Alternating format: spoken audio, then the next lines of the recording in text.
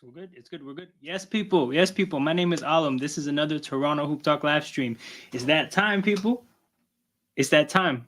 We finally got the debuts of two players we're very excited to watch.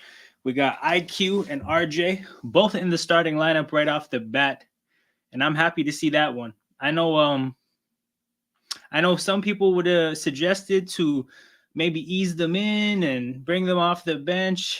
Nah, nah. We need to see them start. We need to see 35 minutes. Let's go. IQ in transition. You see the speed. Goes right at his man. Can't get it to fall. We love the initiative there. Back on defense. And for you guys who may be unfamiliar with how I go about cheering for players I like, I guess everything.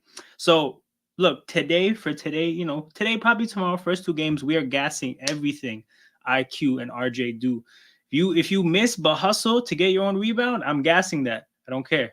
But yeah, the excitement is real. I'm thrilled that we finally get to watch a different iteration of this Raptors team. I was sick and tired of watching that last team.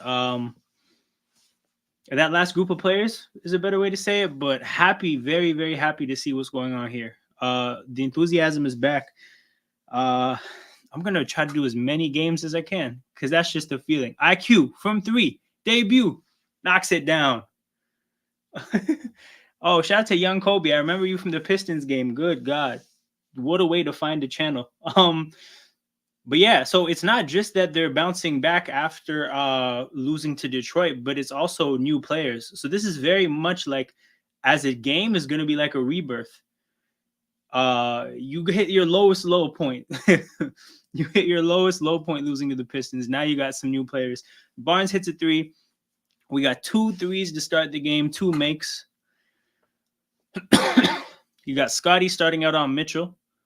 So that's the assignment because a lot of the other perimeter players on the Cavs, I don't think are people you really have to necessarily think about. Not to say that they're bad players, but Donovan Mitchell's the kind of player you got to think about. So Scotty is how we're doing that. Pascal, following with the theme of this year, is not getting tough defensive assignments. Did that go in? I thought Scotty either goaltended or blocked that. But then I think quickly inbounded the ball because he was out of bounds. Pirtle, pick and roll. Gets fouled, goes to the free throw line. Big up, Leon. Big up, all. Happy New Year. Happy New Year to everybody in here, too. I forgot to say that. This is the January 1st live stream. New year, new me. Same channel, though. That's one thing for sure. But, yeah, excited for the possibilities. This past year, obviously great for the channel. I didn't really do a lot of content first half of the year. Second half, like July onwards, basically, yeah, exactly the second half of the year, I started doing stuff. Had about 44 subscribers in July, up to about almost 180 now. So, man, I'm hoping that with a full year under my belt, 2024, it can be a big year for the channel. But yeah, man, all growth is appreciated for sure. Mitchell, pull up, 3, hand in his face. God damn. That's the degree of difficulty on that shot with a player as big as Scotty Barnes contesting it that tightly. Scotty Barnes tries to respond with his own 3. This one does not go in. Rebound to Mitchell. Mitchell tries to lay it off the glass. Thankfully, Jared Allen misses the putback. We're going the other way. Has the ball touched RJ's hands yet? Feels like it hasn't. Scotty bullies his way to the basket. I don't know who number 22 is for the Cavs, or 32, but he got bodied. Is that Dean Wade? Why'd y'all move on from Van Vliet? Bit of context here. First thing is that you can't justify paying that contract to Van Vliet if you don't have the ability, or like you just can't justify paying him that contract if you're not in the circumstance Houston is in. Houston had money to burn. They felt like they needed to get a veteran in the room, somebody with experience. So it made sense for them to just overpay because they would have had to pay money regardless. They had to get to the cap floor. It doesn't make sense for Toronto to give him that kind of a contract. So Yeah, that's a big part of the reason it happened. But then also deeper than just a contract, I think it was kind of the situation was really bad last year, and it was time to move on for a lot of people. I know, like the players and the coaches and and management weren't really seeing eye to eye. But with Van Vliet particularly, like fans and Van Vliet, I don't think we're looking at things the same way, because a lot of fans seem to think that Van Vliet was being selfish and just trying to just like get his own numbers to get his own contract in a contract year. Somebody who wasn't really playing team ball, who's just like grumpy all the time. So with that kind of characterization of Fred by the fans, I don't think as a player you'd love to play in that environment either. So it just felt like the money is what really was the final nail in the coffin. But yeah, it was a situation that just came to its end. Like, a lot of relationships have expiry dates, and in sports that's definitely a thing, and it hit its expiry date. Big up Alam. Do we have to play so late? 3 a.m. tip off here. Where is Miami playing? That must be a West Coast game, right? Because 3:30 your time is 10:30 my time. So yeah, that's a West Coast game. I'm just gonna plug my charger in, people. But yeah, bro, it's a West Coast game. They gotta play those games. They can't skip them. That's actually about to happen to the Raptors. They're about to go on a West Coast road trip, and frankly, like, I don't actually know what I'm gonna do for the watchalongs during those games. Quickly pick and roll with Pirtle, easy dunk for Pirtle. People that have talked extensively about the trade.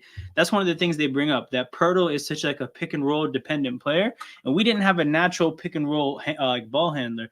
Now we do. So we finally saw it in action for the first time. That set up a wide open dunk for Pirtle, and he hasn't been getting a lot of those wide open dunks this year at all. Pirtle, top of the 3-point line, handoff for quickly to the basket, gets fouled. But another instance where that's not a pick and roll, but that kind of dribble handoff, it puts the defense in a similar situation defensively, where you have to respect Quickly as the ball handler going around the screen and Jakob Pirtle as a roll man. And in that case, Quickly liked the matchup with that whoever that defender was, took it right to the basket and got the foul.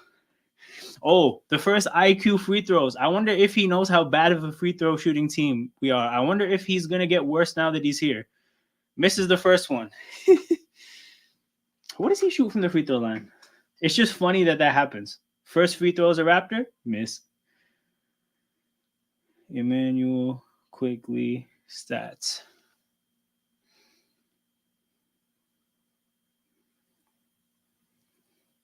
In his career, 86% free throw shooter.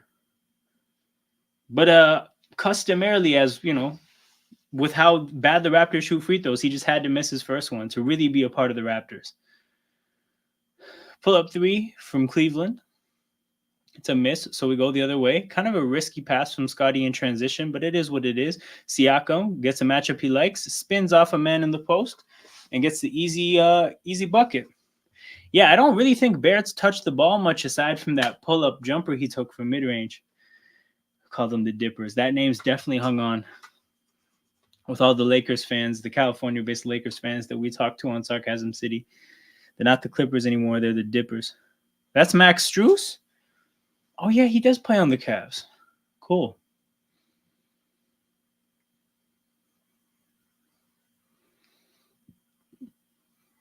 So after RJ picks up a foul, does a good job defending there. Jarrett Allen takes a tough shot from the post, gets it to fall. I know Barrett is from Toronto, but it doesn't feel right. Out of curiosity, what do you think of, like, what specifically doesn't feel right? The fact that he's no longer in New York, or the fact that he's on Toronto? Oh, when you say it doesn't feel right, you're talking about what's happening on the court. Because one thing I would say, it is surprising how little of the ball he's seeing. He's seeing very little of the ball.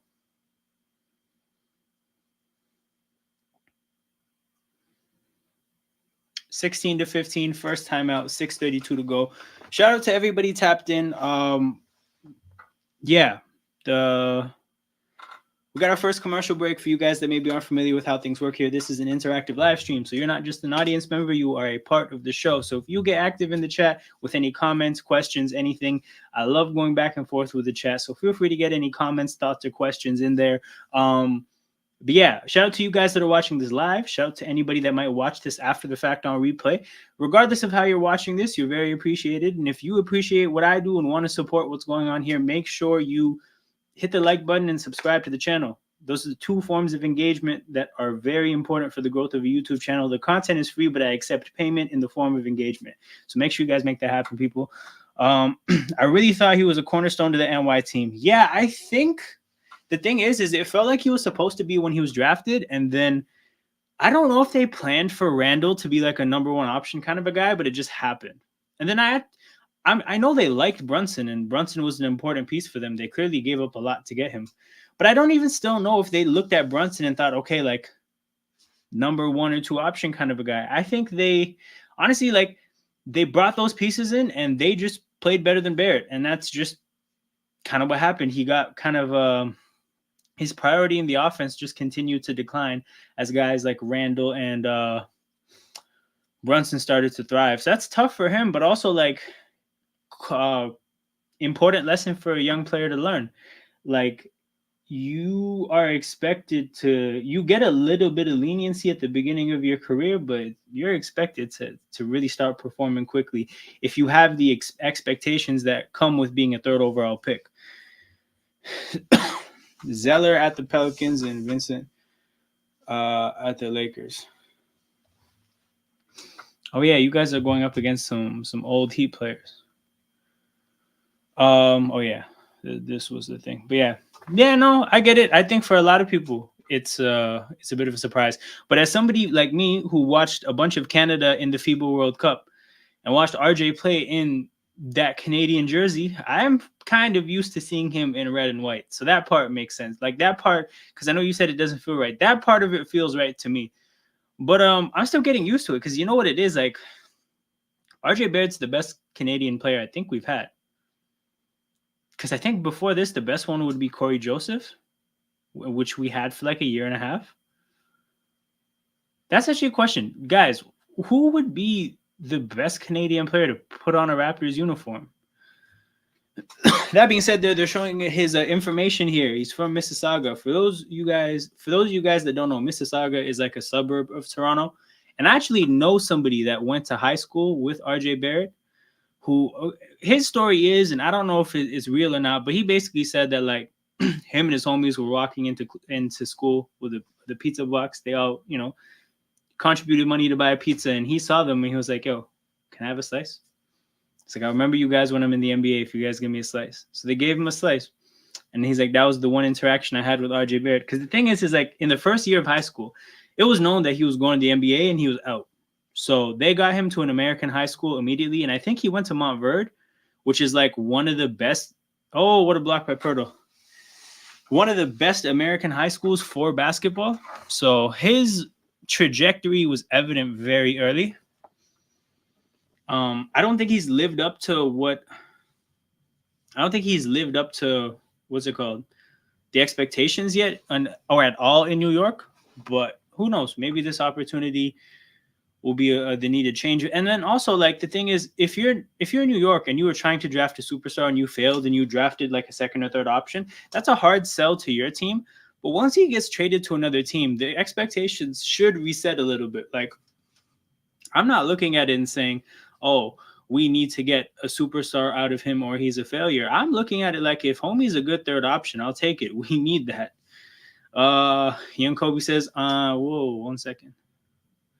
Damn, they're getting to the basket pretty easily. Pascal finds IQ in some space, finds Gary in the corner, sidesteps. Strus does a great job of not biting. Oh, IQ, open from three.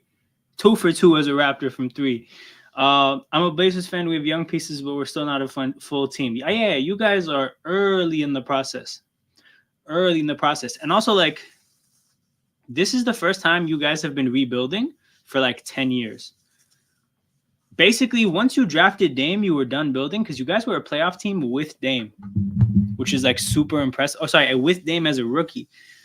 So yeah, you guys haven't been rebuilding for like 10 years now. I don't think your roster prior to the Dame trade, we actually had like young pieces to really work around, aside from Shaedon Sharpe. So yeah, you guys are an interesting because you guys got like DeAndre Ayton and Robert Williams. Like that's kind of a weird place to start, but whatever, they'll figure it out. In the modern NBA, what pieces do you need to win a chip? In my opinion, right? In the modern NBA, I don't actually because there was a wave of big threes. I don't actually think big threes are the way in the modern NBA because the modern CBA, the basically the structure of the NBA and how teams make trades and spend money within the modern CBA. I don't think it's possible to have a well-rounded team around three superstars. Because in the process of getting three superstars, you're gonna gut your team. So think Brooklyn when they had their big three of Kyrie, Harden, and KD. Think Phoenix right now, right?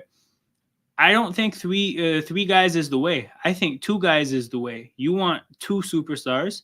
Then I think you want about 5 sick role players because I don't actually think you need a whole lot more than like 8 players because come playoff time, it makes sense to tighten the rotation, right?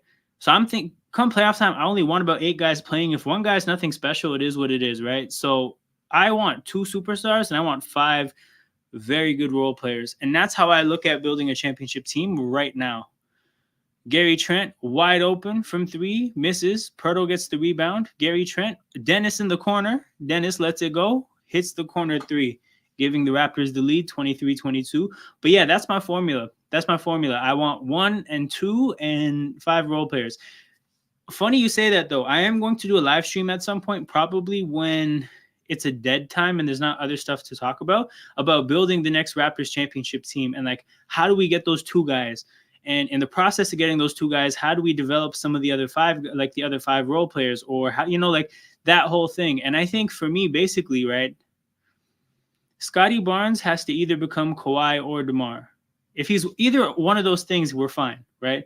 Now, and what I mean by that is that Kawhi was the guy that was actually capable of getting you a championship. And DeMar was the guy that he wasn't that, but he's good enough to be traded for that.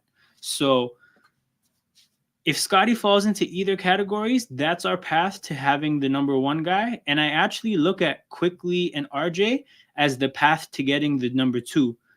Again, Quickly and RJ, if they become that guy, then great. But they just need to get close enough to where they can be traded for that guy. And then after that, you look at either Quickly or RJ being the number 3, and then you look at it like hopefully Grady can become a good role player because now you got 4 players. From the Pascal Siakam trade and the Jakob Poeltl trade that I think is going to happen, hopefully you can get some more pieces. So I think you can start to like look at the roster that way. And again, I'm going to do a whole video on it at some point. So when that happens, obviously I'll go into this in more detail and I don't want to spoil too much of it. But yeah, that's the thing I enjoy thinking about and kind of working through. It's a fun activity for me as an NBA fan. For you being a Blazers fan, though,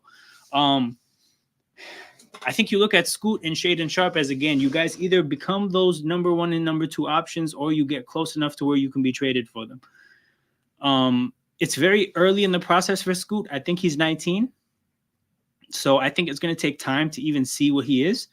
And then I think with Shaedon Sharpe, he's a little bit older, but the guy hasn't really played that much. And even when he has played, if you're playing next to a guy like Dame, you're not important on the court offensively. Maybe that's the wrong way to put it, but you're not really going to get a volume of looks. So to me, that's a bad circumstance for developing young talent. I think young talent in any sport, honestly, in anything in life, needs opportunity to just try and get some things right and fail in certain ways and learn lessons from those failures, right? So I think you're early in Sharpe's development, you're early in Scoot's development. I think it'll take time to see what you have with those 2 pieces. But then once you do, I think you'll probably have enough because by then you'll have even more assets. So yeah, the Blazers are early in the process. But to bring it back to Toronto, yeah, I think that, like I said, Scotty and one of IQ or RJ Barrett either needs to be your number 1 and number 2 options or good enough to be traded for those guys. And then there's like the elephant in the room that is Shai Gilgeous-Alexander, because we probably shouldn't take for granted the fact that there's a Canadian basketball player that's this good. And we probably shouldn't we should probably think about it like if we're gonna get a superstar in Toronto, the one that's from here is probably the best chance. Now, I'm not saying that that means we have a good chance or anything, but we need to at least maneuver ourselves like a team to make it possible because, like, what is the point? Like, there's no upside in not trying. So I'm looking at the year that Shea Gilgeous-Alexander's contract runs out, or the year before that, right? Because if he gets down to his last year and it looks like he's going to leave, they will trade him. So whatever that year is, the year before that, kind of that at that point, looking at the roster and being like, how can we be in a position of flexibility? How can we have enough young talent on the roster that a team like the Thunder would be interested in, or established talent, right? Because if the way their roster is built, if they're going to trade Shai Gilgeous-Alexander because he doesn't want to be there anymore, they're probably going to want to trade him for like a good player. Because they'll have a Chet, they'll have, I don't know, Giddy or whoever their other draft picks get them, right? RJ, under the basket.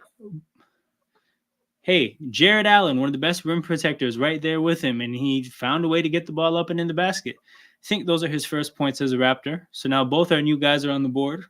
God damn it, bro. Thad is playing. But yeah. Going back to Shai Gilgeous-Alexander. Yeah, the Thunder are probably not going to want to like rebuild if they have to trade him because he's like running out his contract.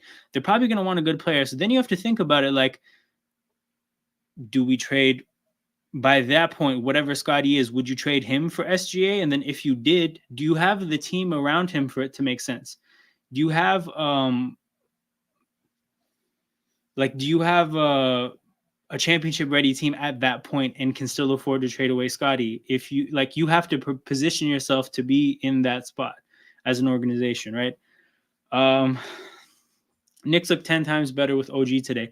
Yeah, I think with OG, it's a good fit next to players like Brunson and Randall because he doesn't really need the ball like that. Now, I think he kind of wants the ball like that sometimes, but he doesn't actually need the ball like that to be an effective basketball player. He can camp out in the corner. He can make good off-ball cuts. He can defend, obviously, the best player on the other team or multiple players like on different possessions. He can do a lot. So yeah, he's a good fit beside those kind of players. I was actually explaining this to my dad because my dad is like, I wonder why the Knicks bailed on those players. And my thing is like, guys like Quickly and RJ are hampered by the fact that they're playing next to ball dominant players that are established, right? Guys like Brunson and Randall, they're hampered by that. So it almost like it's you're looking at Barrett and Quickly and you're saying these are guys that we might think have high potentials, but we're not going to realize those potentials here. So this isn't necessarily like these aren't pieces on our roster that we're getting the most out of. But then you look at a player like OG's not going to be hampered as a player by being next to ball dominant players. Actually, that's the role he should be in, right? So yeah, it makes sense for OG. It makes sense for them. I heard somebody saying that this is like Tom Thibodeau getting his Luol Deng. This guy is better than Luol Deng. But I mean, I get what the point is there. But yeah, like he's a very clean fit in the terms of his fit with the personnel, his fit with the coach. Literally his fit with management because he's a CAA guy, and I think the Knicks have heavy CAA connections. So yeah, that's a good spot for New York to be in. I think we're in a good spot for us as well. Gary Trent gets to the foul line.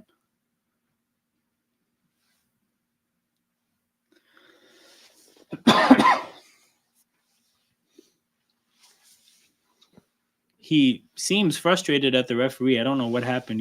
He got the call.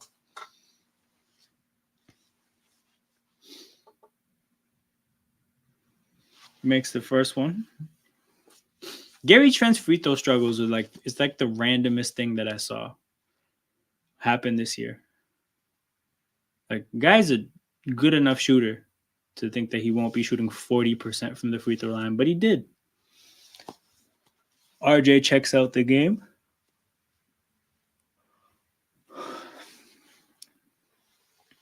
Damn, I think these are the first minutes where there's no new players on the court.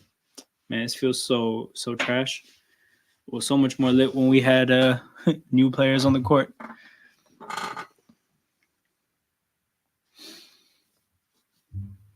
Cleveland ball after the... Wait, that's a foul? That's probably free throws then.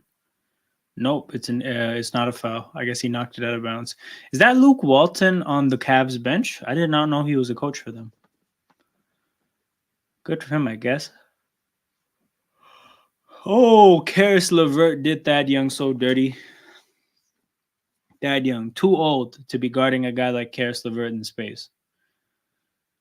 Scotty looks at, oh, who is that? Who's number 20? Is that George Niang? Is that George Niang? That's George Niang. Oh my God. This guy is automatic buckets, man. I remember when we played Philly, that was cash money. It was cash money that George Niang was a is if Pascal gets George Niang or Scotty gets George Niang, it's an automatic bucket. That's cash money right there.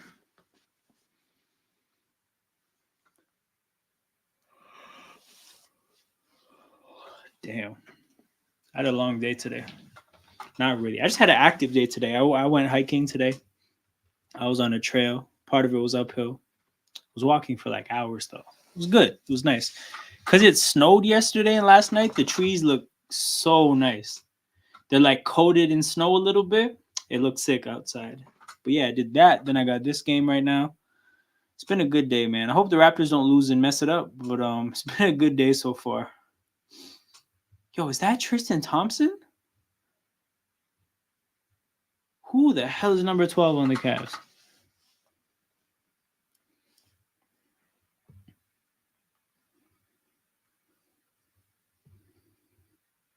Bro, this guy's back with the Cavs. Brampton is in the building. Shout out Tristan Thompson. Siakam gets a high arcing three to fall in. And by high arcing, I mean it hit the rim and went up really, really high. And then it went in. So I think that put us to 40. I think so.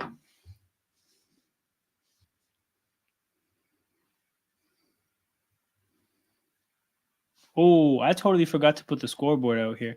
41. The Raptors are up 41 to 32.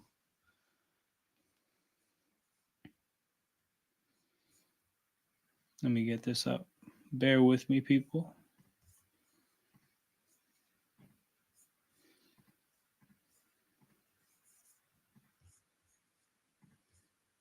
Yeah. So that's where we are in the game, people, roughly. This is mainly for people watching this on replay who might watch this after the fact and want to catch bits and parts of the stream. Maybe some commentary around certain events in the game. But this is what I got here, people. 41-32. But yeah, end of the quarter again. Shout out to everybody that's in here. This is an interactive live stream. So for you guys who are unaware, you're not just an audience member, you're a part of the show. So if you get in the chat with any comments, questions, thoughts, opinions, whatever, we sit here and have conversations as a community about whatever pops up in the chat. So make sure you guys have anything to say, throw it in there during these moments of the streams where there's no basketball going on. Always love to get some conversation going. But yeah, first quarter thoughts. Uninspiring defense, pretty good offense. I don't know how many 40-point quarters we've had. It's not like RJ and IQ showed up and just like scored buckets, and that's where like we've newfound scoring. IQ has 7, RJ has 2, right? So the 9 points is not like earth-shattering stuff or anything. But I do think that like the pick and roll stuff with Jakob Poeltl is good. I think that opens up a bit of space for other players. IQ made a couple threes. I think he made both the threes he shot.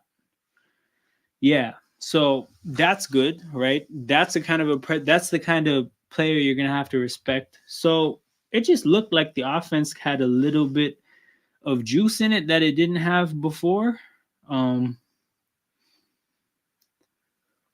Looking at the shooting, obviously we're shooting 64%. That will not continue. But yeah, the eye test part of it was good. Team looks like it's a little bit more fun to watch. And yeah, it's just like the gap in athleticism from a guy like OG to Quickly, right? Like we're more dynamic on the court. You saw on the first play, like when like Dennis is the only player that can do what Quickly did in terms of like looking at his man, liking the matchup, just sprinting to the basket and like putting it up. Now, granted, he missed that shot. RJ at the basket gets the foul call. So free throws for RJ Barrett.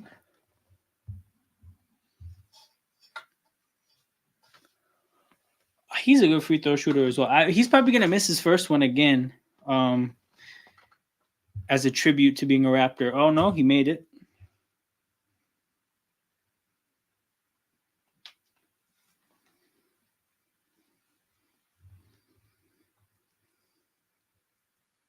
What does he shoot from the free throw line?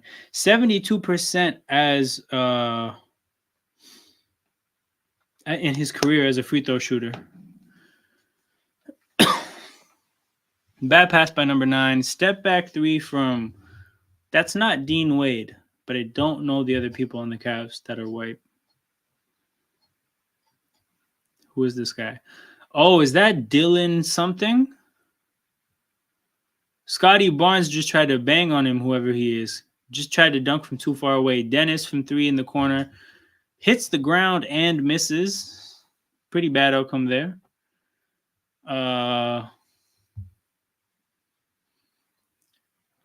Damn, he hit another 3. Merrill. So, yeah, he really showed up and fit some stereotypes. Hit a couple 3s. Almost got dunked on. That's hilarious. Alam, as a fellow Canadian, would you rather have minus 30 to minus 40 no snow or 15 to 25 with 3+ inches of snow every week? Give me the snow. Give me the snow. There's nothing I hate more than bitter cold. I don't actually mind the snow. Maybe it's because I have good balance as a person. I don't really slip when the footing isn't that good. I got good shoes. And again, I just generally having good balance. I don't really slip and slide like that. I walk around fairly comfortable when it's snowy. I think the snow looks cool. Now, the key thing you said was 3+ inches. That doesn't sound like a dramatic number to me. So in terms of like being a person that has to shovel snow on the driveway, that's like a doable amount. So I think that's a key part of what I'm picking. But yeah, give me the slightly warmer with the snow. What about you? I'm curious. And anybody else that's in here, Canadian or not, but you probably wouldn't have the perspective if you don't live somewhere where it snows. But yeah, I'm definitely taking the snow with the slightly warmer temperatures. Now, if you added more snow, I'd probably pick the colder one. But yeah, just like that's a big part of things. What happened in the college football game? Looks like Bama's about to win. Damn, Milroe's cooking. But yeah. Quick timeout from Darko after 2 quick 3s from Merrill on the Cavs, who I don't know who is, but he made 2 3s. I think this is quick into the second quarter as well. Defensively, things aren't going that well. But we'll see the adjustments he makes on the other side. Let me see the lineup that's being played right now.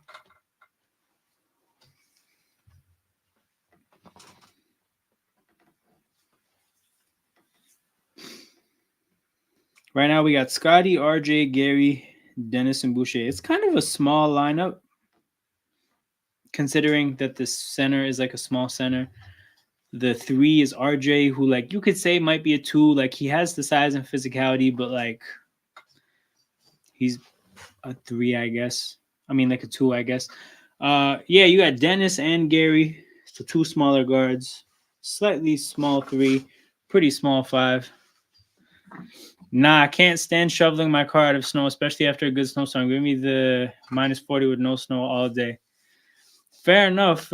Also, the thing is like I think in Montreal, y'all get a level of snow that we don't get here anymore. Like we'll get 1 to 2 bad storms a year, but past that, it's usually pretty manageable. I think you guys still get storms like that. It used to be in my childhood where like we're pushing like 9-10 storms a winter. Doesn't really happen anymore. Shout out global warming, by the way. Scotty hits a step back jumper.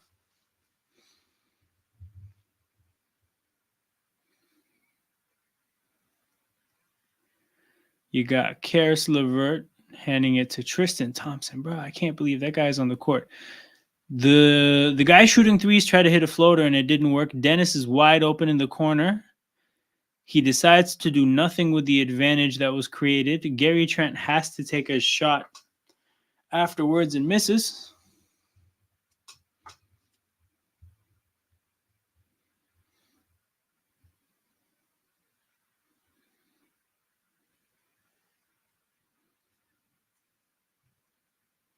Pull up 3 from number 9, I think is a Porter Jr. I don't know if he's related to the other Porter Juniors of the NBA. And then the white guy that's making shots missed as well. So a bunch of misses from Cavs players that were making shots before. Scotty Barnes steps into a 3, had Tristan Thompson on him. I'm not going to lie. I would like to see Scotty attack Tristan Thompson there. I don't think that guy can beat you in a foot race to the rim from the 3-point line. Like, just take it downhill. We got a foul on Tristan Thompson underneath the basket, I think.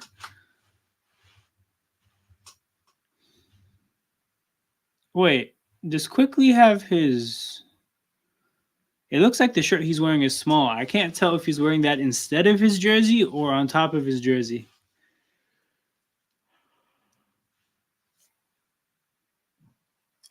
Dennis, right to the rim, gets the layup to fall. We have a 9-point lead, people, 47-38. 9:15 left in the second. Scotty Barnes was guarding Donovan Mitchell at the start of the game. Now he's guarding Tristan Thompson. The range. That being said, guarding Tristan Thompson is just about boxing out underneath the basket, but like still, the range. RJ Barrett bullying his way to the basket. He put his shoulder in Karis LeVert's chest and said, "Get off of me." Easy layup for RJ. Pull up 3 from Karis.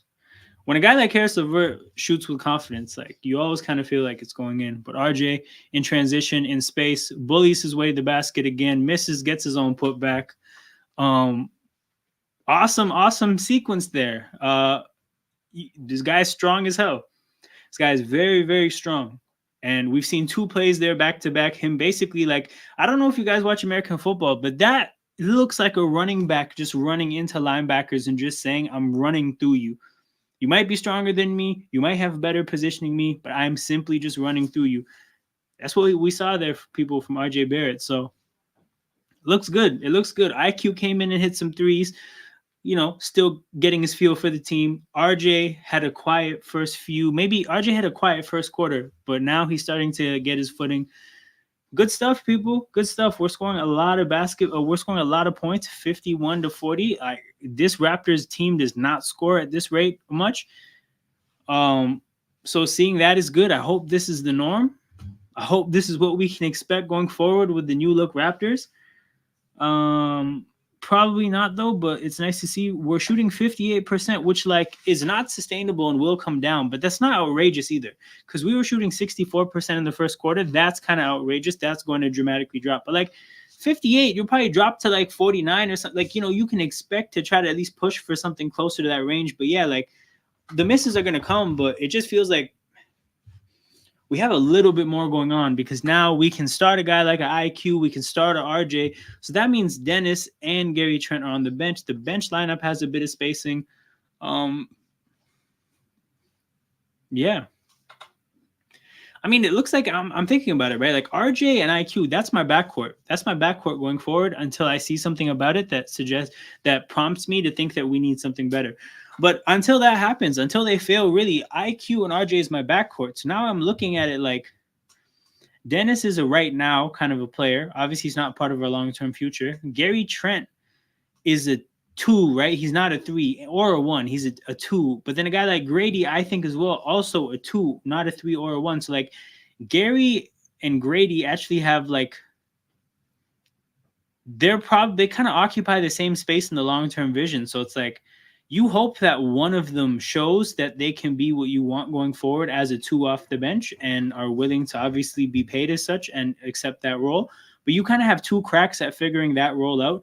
You're going to have to figure out a backup point guard long-term, but you have one right now for this year and next year with Dennis. You're starting 3. I think I look at Scotty as a 4, and that's how I would plan for him. So I think our 3 right now is kind of up in the air. the starting spot and the backup spot, maybe that's what you want to get in any Pascal or Jakob Proto trades. Yeah, I look at Scotty as the long-term 4, and then with the center position, I think the starting spot you'd like to get somebody in a Pascal or Scotty or Jakob Proto trade, but you'd hope. I mean, the hope would be that what's it called? Koloko can become your backup 5, but we'll see. Our guy Georgie says, "Happy New Year, bro. Let's go Raptors." Shout out Georgie, man. Recurring member of the chat. Tapping in from, hold up, Gary Trent got the steal, went down the court. Oh, Georgie, let us know where you're tapping in from again. I forgot. My memory is telling me Bulgaria, but I don't know if that's correct. But yeah, shout out to everybody that's in here. Shout out all the regulars, man. Our stream on the 30th after the OG trade happened, it was such a good stream in terms of everybody being here. Jakob Pertl and 1 people. Tristan Thompson struggling out here. But yeah, we had Nico in the chat from Puerto Rico. We had Tom in the chat from Australia. Both, out here doing like things for their families and whatnot. Very different things going on, but like still tapping in. He says I'm correct. Vezenkov is from here as well. Vezenkov is on the Kings, right? That's a trade target. Potentially, that's a trade target. If we make a trade with the Kings, I think Keegan Murray is the main guy that we wanna see. But Keegan might be a guy that they don't want to trade. So if that happens, then Vezenkov is probably like the next young piece you look at and you say, I need that on the team if we're going to give you a Pascal Siakam. But man, Keegan Murray from the Kings, that would be special. That would be truly special stuff, man. If we could trot out a lineup of IQ, RJ, Keegan Murray, and Scotty, man, that is something I can look forward to.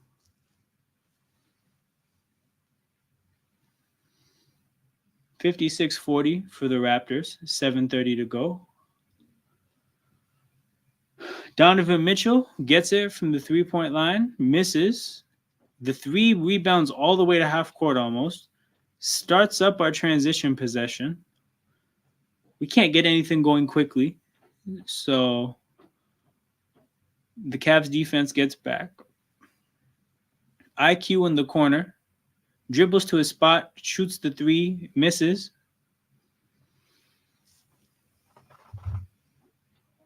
Whoa, Boucher caught an elbow to the face. Oh my God. The fact that wasn't called an offensive foul immediately is crazy. Bro, he caught a mean elbow there. He caught a mean elbow.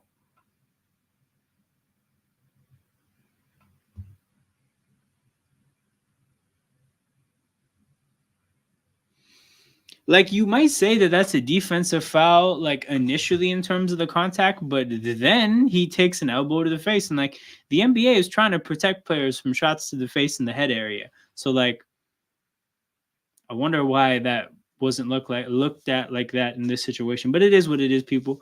Got a break here. 7 minutes left in the second. Raptors up 16 again. It looks like we're on pace for about, 70 in the first half. That's not something that happens with the Raptors a lot, people. So cherish that when it does.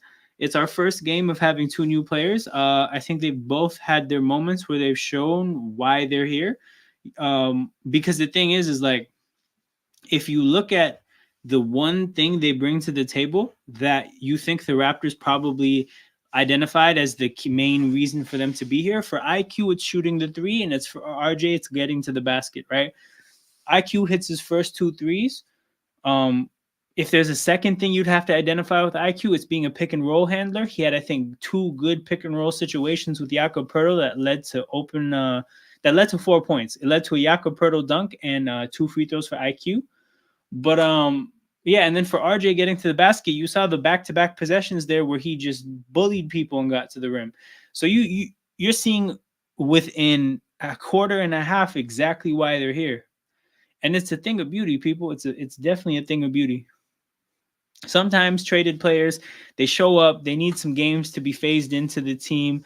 They need to kind of get a feel for their teammates. And like clearly that's the case for these guys too, but they're still kind of showing their quality in the midst of that adjustment period. So credit them for, again, like worst at the this is the worst case scenario, right? This is fresh off the trade, still being able to show why they're here and to be productive and to give us like tangible things we can look at and say that's why that guy's in a Raptors uniform. You know, he hit his threes and he operated the pick and roll well. That's why IQ's here. RJ Barrett, we saw him just bully multiple Cavaliers to get easy baskets at the rim. That's why he's a Raptor. It's good to see that from players that you trade for. They're reviewing the call here. I think this one should be pretty simple. I don't know what the confusion would be, but you know what it is, people. Sometimes the referees do really dumb shit.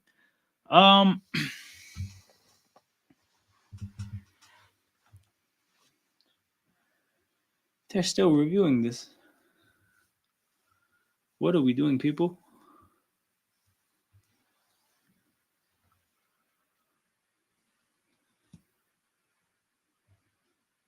Dang, I got some dried mud on my pants from the hike. Just discovered that. Isaac Okoro. Let's see what the call is. 2 free throws. Offensive foul. Okay, offensive foul.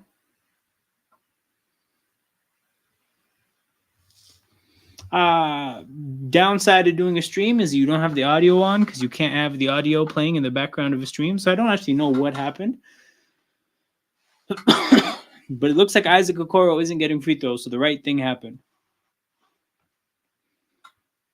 Yep, we're inbounding the ball. IQ and Dennis on the court. So this is easily probably the smallest lineup the Raptors have put out there. There were Malachi and Dennis minutes together, but not many. IQ and Dennis at the same time. That's speed. That's the fastest probably backcourt we've had since I've been watching the Raptors.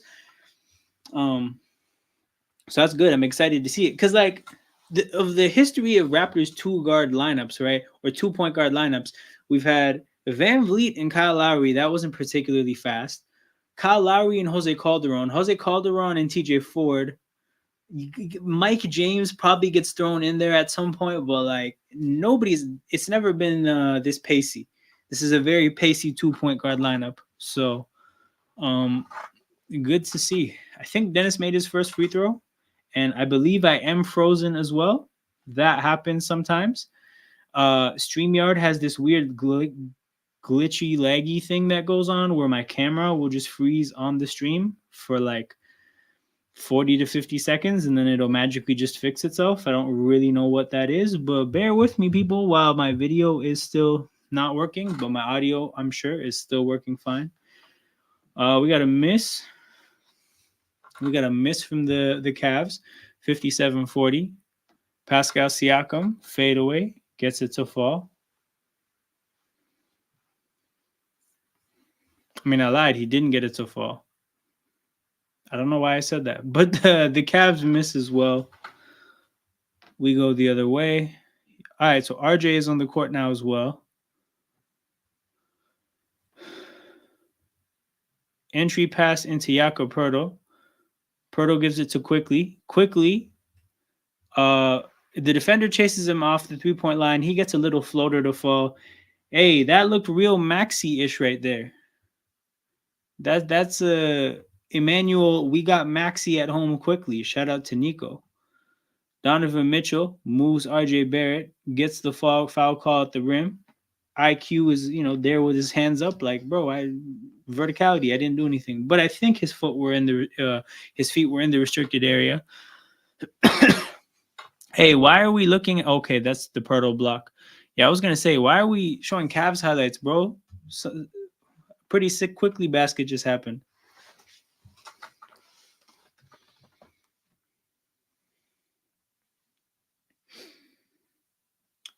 All right. Wait, Quickly has 4 fouls? Bro, what the hell? 4 fouls.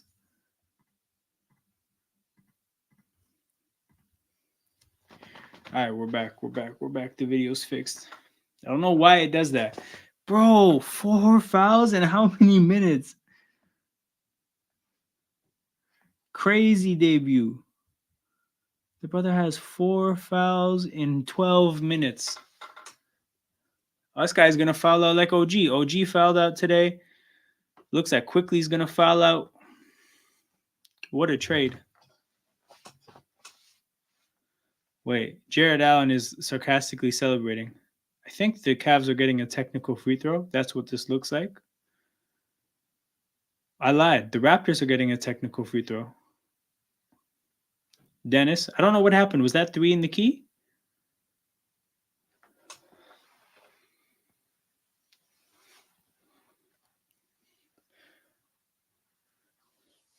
So he was sarcastically celebrating like the call against him. So like that's kind of disrespectful to the referee. Should have thrown him out.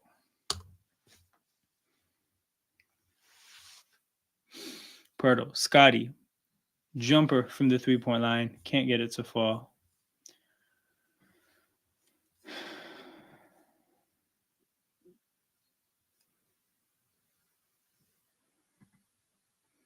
We got a foul call here, but the Raptors are up 18. That's pretty awesome.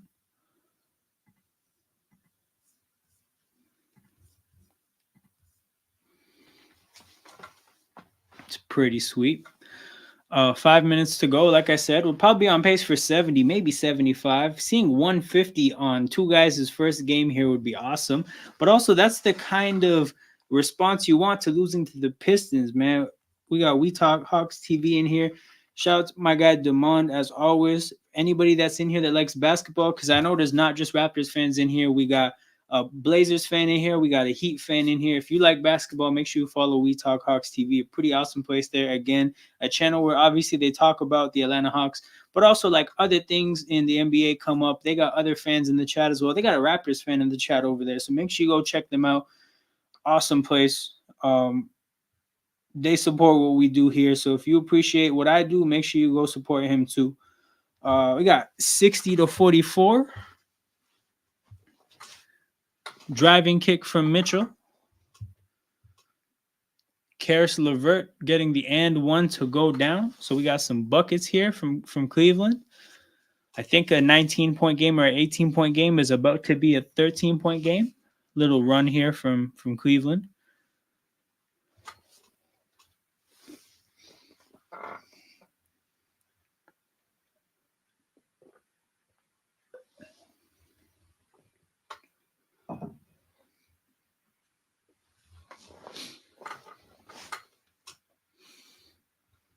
But yeah, we're on pace for our best scoring day in a while. I think when we played the Mavs or when we played the Hawks, those are probably our high. That's actually, I'm going to see. I don't have to speculate. The information is at my fingertips. 127, 132. Look for a number 135.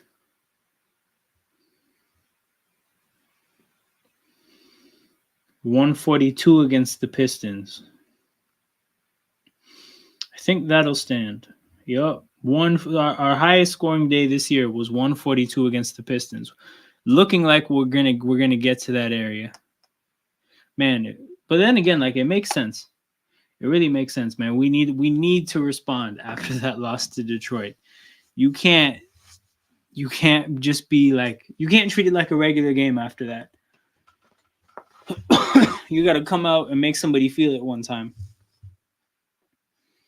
15 games in January, 9 on the road, 6 at home, 1 back-to-back, 8 teams above 500. All right, so throw the new guys in the fire then. Basically, that's what that means. Yeah, Karis LeVert at the free throw line. The Cavs are in the bonus for the last 5 minutes. That's a tough predicament to be in. That being said, we have a pretty strong lineup out there. We basically have our starters, but IQ can't play because he's got 4 fouls. Porto finds a wide open Scotty Barnes underneath the basket, who casually dunks it. He took his time with that one. Awesome pass by Pirtle there. You're starting to see, it looks like the trade is going to help get his value up either for us or for his next team. But either way, that's like a side benefit from getting quickly. Jared Allen, kind of an unorthodox angle to get the shot off, but he does. Makes it a 13-point game again. RJ Barrett gets Jared Allen on him. And they're saying he traveled. And he is very, he's very much protesting that. You see him say it. He's like, that's not a travel. I could read his lips. He said that's not a travel. And then he gets subbed out of the game after that, it looks like. Looks like Dennis came on for him. Damn, bro. So IQ and Dennis both out. IQ and RJ both out of the game now. Scotty, awesome pass back to Pascal in transition, easy dunk, 15-point game again.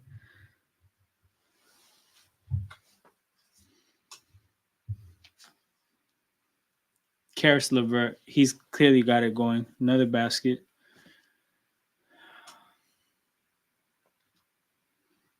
Gary Trent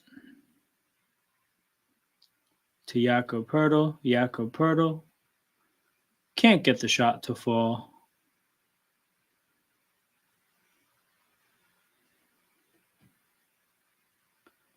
Damn, Scotty.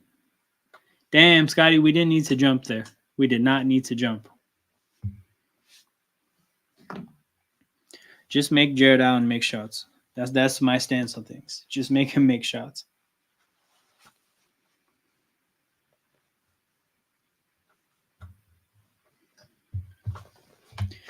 Damn, Alabama, Michigan is in overtime. Sheesh.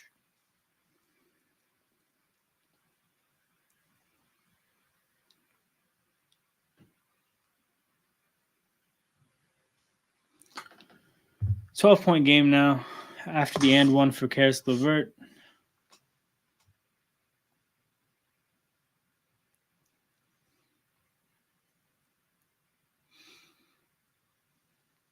Pascal Siakam pull up from three. Pretty bad offensive possession there. We didn't really get anything going. No actions to really create any advantages. It was kind of just guys looking around and Pascal shooting a three because the ball got to him, which is not the way. I'll say that much, which is not the way.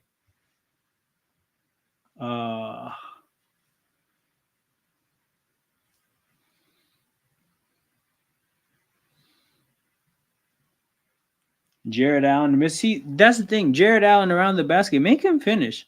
It's not like he's gonna miss everything, but he's also not this like god level finisher around the basket. No need to jump and put him on the line. Make him make his shots. Make him shoot contested shots. Gary Trent pulls up from three, knocks it down. Restoring the 15-point lead, getting us to 67 with 2 minutes to go. 70 it should be a certainty. It should be a certainty. Damn, Cavs are shooting 3 for 12 from 3. We're shooting 8 for 17.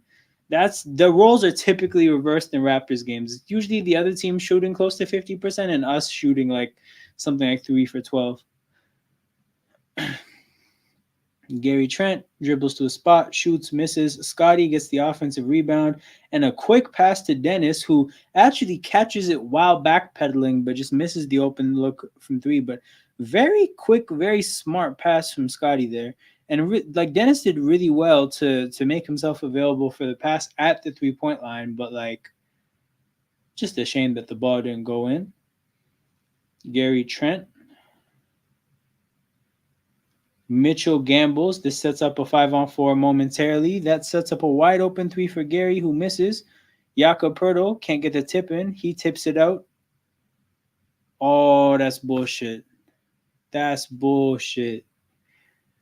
That's bullshit. Gary Trent can't secure the ball because he gets tripped, but they don't call the trip. So it's just the ball out of bounds on him.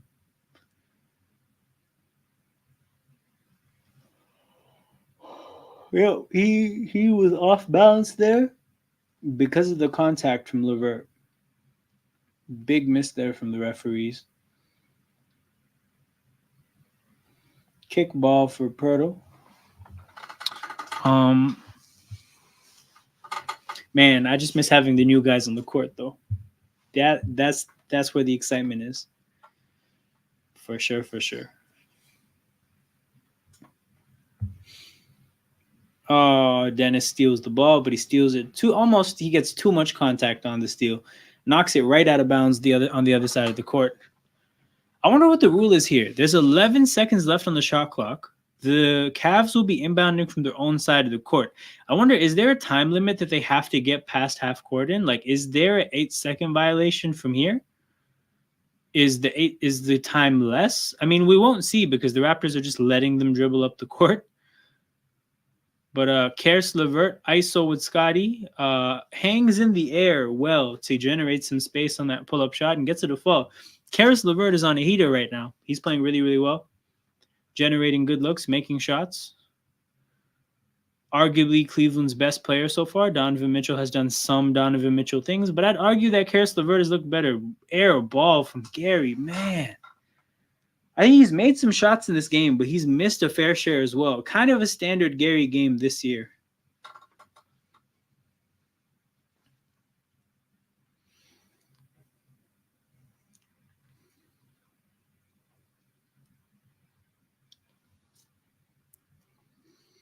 Donovan Mitchell hits the shot to make it an 8-point game. 1.5 to go. Oh, shit. Oh, shit. Scotty Barnes almost gifted 2 points to Jared Allen. They're trying to be fancy. He tried to be fancy there with the ball. Jared Allen could have made it a 6-point game, but it's an 8-point game. This was a game that I think at times was an 18-point game. Pretty good run here by Cleveland to get it back to this. The run has been led by Karis LeVert. Part of what's gone wrong for Toronto is I think the 4 fouls on quickly. I think that really threw off the rotation and what they wanted to do. Wait, did they not get to? Bro, they didn't get to 70. They didn't score at all in like the last 2 minutes. To be on that much of a heater offensively and then not score in the last 2 minutes, that really sucks. But nonetheless, 67 points in the first half. You're not going to complain about that as a Raptors fan.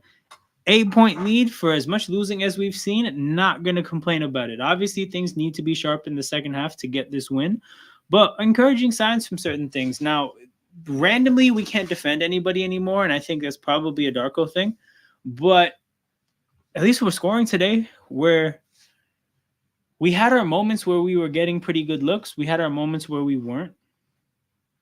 I think it's interesting. Like when we see IQ and RJ on the court, it's just like it's a different look. It feels different. But then when you see lineups where they're both off the court and it's the same old guys, like literally like the normal Raptors that we're used to watching, it kind of feels like the old Raptors in a way. Like the ball can stagnate a little bit. The offense stagnates a bit. The ball gets stuck, and bad shots get taken. Like that possession where Pascal just had to shoot a 3 because essentially nobody did anything. That's pretty emblematic of what I'm trying to say. But again, all in all, signs of progress offensively. I want to see signs of progress defensively. I don't know if that'll happen, but nonetheless, excited for the second half. Excited to see more of our guys. I want Quickly to stay in the game, man. He's got 12 minutes so far. If he plays 18 in the second half to get to 30, that'd be awesome. But can he play 18 minutes and only foul somebody once?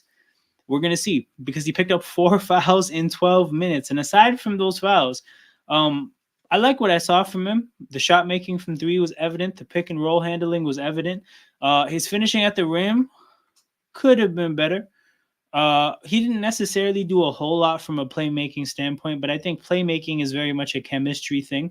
You need to have some rapport with your teammates. So, yeah. Again, not really a whole lot to complain about. Things have kind of been rough for the Raptors this year in a lot of ways. So to see something that just was decent to watch, good amount of scoring, decent shot making, I will take it. They finished... What did they finish shooting? 50% from the field, 40% from 3.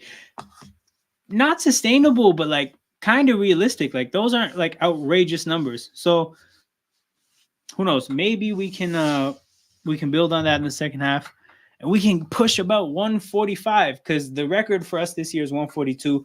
against the Pistons, where we set the franchise assist record. So to beat that number on the debut of two new players would be awesome. But yeah, people, what's it called? I'm gonna take a little break during halftime. I'm gonna get back to you guys probably closer to when the game starts. Y'all can do whatever y'all want. Get a drink or something, use the washroom, whatever. I'm gonna probably do those two things, and then I'll be right back, people. But yeah, stay tapped in. Join us for the second half. I'll see you guys around.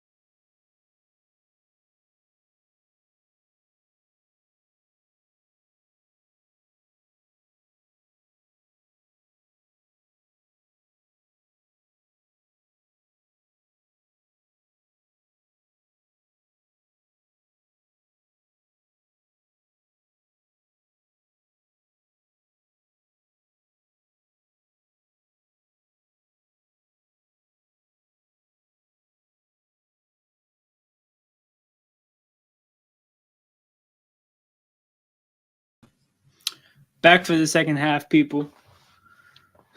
Looks like the players are ready to go. The Raptors are going to inbound the ball to start this half.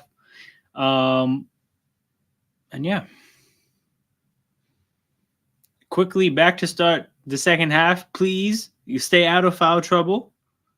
You got 2 more than you're out. So if they're probably going to be attacking him on the other side of the court. If you're the Cleveland coach, you're telling your team, you see quickly, you go right to the basket. So we'll see if that works out for the Raptors. Siakam to the free throw line, fouled on the lob.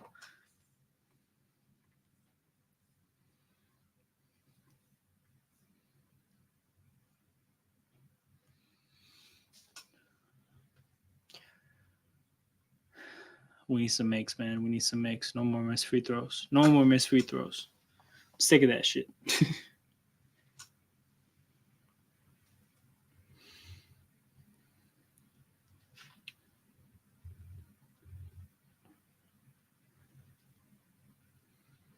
We got another miss from Pascal. It is what it is, man. Some things don't change. 68-59.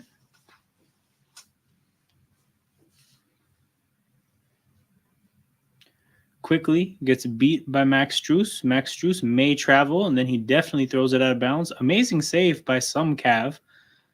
And, bro, they got a basket out of that bullshit-ass possession. Wow. Little slip screen from Scotty. Doesn't work. IQ gets the ball to Pascal. Pascal easily gets to the basket.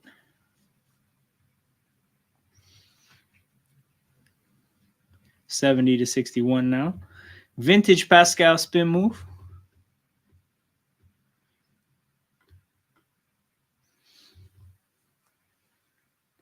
Donovan Mitchell.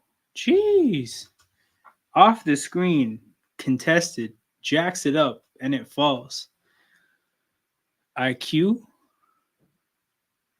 to RJ. RJ just puts his head down and just goes to the basket. He saw Strus and he just decided, I'm going to the basket.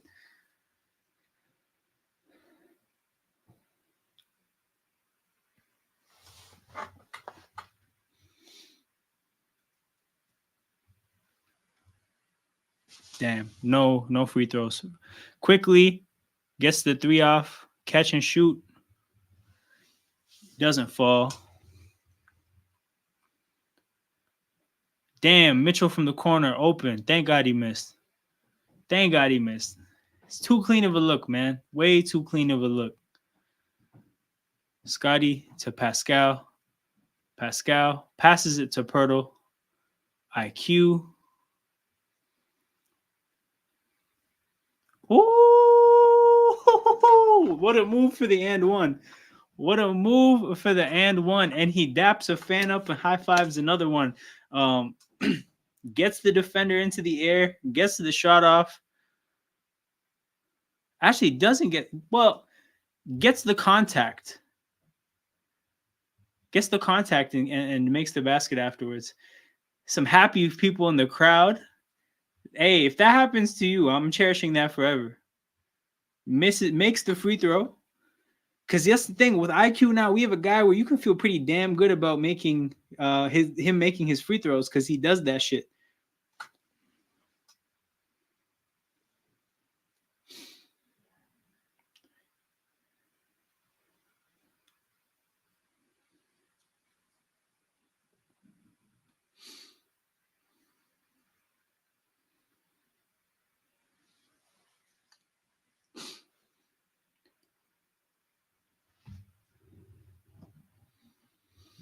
Basket from Cleveland. RJ in transition. Tries to bully his way to the basket. Actually, a hell of a steal by Mitchell there. Hell of a steal by Mitchell. Kicks the ball to the corner. Strus tries to take it off the dribble. Great job by quickly getting in the passing lane there. And I think it'll be Raptors ball off of that. But yeah, hell of a job by quickly there.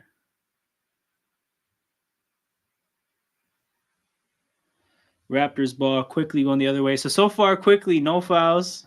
That's something to keep an eye on for sure because 4 fouls is a lot.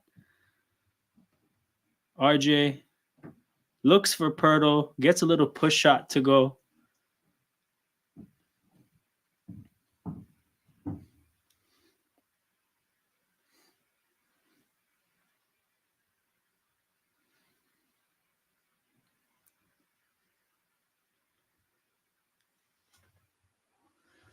Allen misses. RJ in transition. IQ goes to the rim. Can't get it to fall. That's something I've noticed today is that IQ around the rim, the finishing is it's okay. It's not bad. It's okay. But a lot of the other stuff I've seen from his game, I'm really happy with. That's just the one thing I'd say like I'm not thrilled about. But from what I've seen in terms of pick and roll ball handling, shooting, even though he's only made 2 threes, like just the shooting, you can see that there's a shooter there.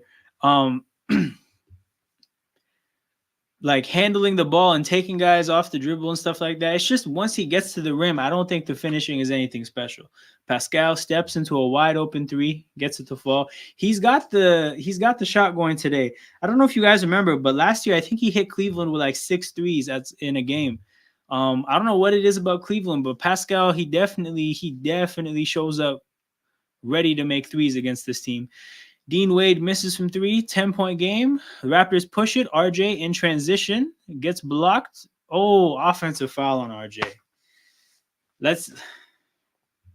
He got blocked anyways.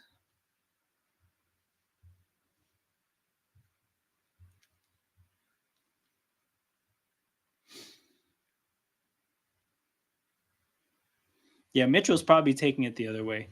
So quickly he's on the bench now. Can't pick up any fouls from there. 68-78. Donovan Mitchell, pull up.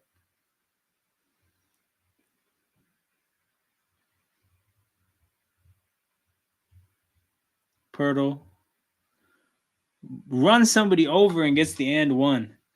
Struce just coming off taking a charge, tries to take another one. This one does not work as well for him. He takes the contact, gets a foul called on him, and the basket's conceded.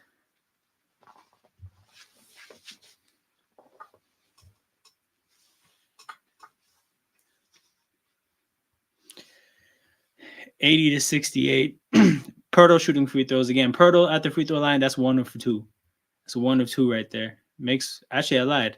Oh yeah, he's only shooting 1, but he made it. So 81-68. Looks like the Raptors, after that slump at the end of the second, it looks like they have it figured out again offensively. Damn, I'm really gonna be watching every Raptors game now. CAA Mafia, what a name for a Knicks fan. That's hilarious. That's a new name. Is that a new name after the OG trade, or is that just like what you had before? That's hilarious though. What a Knicks fan here. OG fits like a glove, but sad to watch IQ leave. Take care of my dog. Honestly, I think the feeling is mutual. Like we're looking at IQ and even RJ, because I know RJ, I don't think has the best.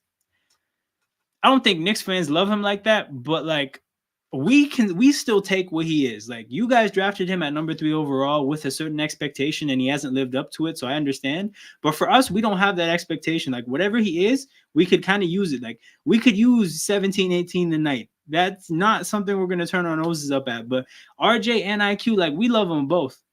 And the thing with OG is like we all love OG a lot. But like the fit wasn't the best. We weren't getting the best out of him.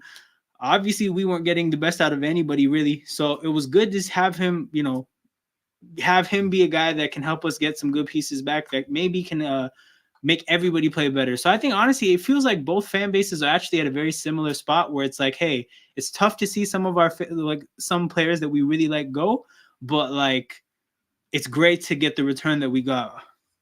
RJ is a workhorse. If you give him proper spacing, he could probably get 18 to 20 a night. RJ just didn't fit with Randall. That's actually a really good point about Randall. I don't know if we have a Randall necessarily. We don't actually have good spacing. But from what I'm seeing today, like we don't have spacing, but we have a platform to give him because we don't have a Randall. So he can get his opportunities and he can just go downhill. And he just like he's been doing that all game today. That guy, every chance he gets, is trying to bully his way to the basket. And it's not even just like he's looking for open spots or like open space on the court to attack. He'll see some guys underneath the rim and just decide, I'm bullying my way through you guys to the basket. And that's good to see, because honestly, I think we have some guys that sometimes shy away from the contact a little bit. I think a guy like Pascal Siakam, he can do it, and he does do it here and there, but I don't think Pascal Siakam wants the beating. He likes to shoot over defenders sometimes, but it looks like RJ, he's bigger and stronger, and it's probably just a mentality thing, but he seems to embrace it. Like, I'm actually curious if he has a football background, if he played football at any point in high school. But he out here, he kind of looks like a football player at times. He's driving to the basket, he's playing with physicality, and he's looking, not only is he looking for contact, but like the thing about contact is, once you bump into somebody, are you able to be in control afterwards, right? Are you able to not have lost your balance? Are you able to still be coordinated and still move? You need that in football, right? In basketball, there's a lot of players where you bump them a little bit, they're out of control. But with RJ Barrett, this guy's looking for contact, and then he's still able to keep playing basketball. It's pretty awesome. Again, like, I just think this is a better spot for him. It's a great spot for IQ. He's going to be a starter. He's going to play 35 minutes a night. And OG, I think, is in a really good spot as well. Yo, that being said, I heard OG fouled out, and that's actually pretty funny, because it looks like IQ is going to foul out too. I don't know if you're watching, but IQ picked up 4 fouls in about 12 minutes. I heard OG fouled out, and I was like, huh? That's super irregular. Like, that's not in his character. He's not a fouling out kind of guy. He tends to play good, clean defense. So I just didn't know what happened. But I'm seeing IQ foul. He's about to foul out in this game probably. I'm like, maybe it's a first game among teammates kind of a thing. You don't really know the defensive scheme like that. You're out of position a little bit. If you're not super disciplined, you're gonna get your fouls. But man, shout out to CAA Mafia, man. That's one of my favorite names that I've seen in the chat so far. Easily. And also, Joe, my guy Joel was in here earlier saying Knicks look 10 times better with OG today. So that's what it is.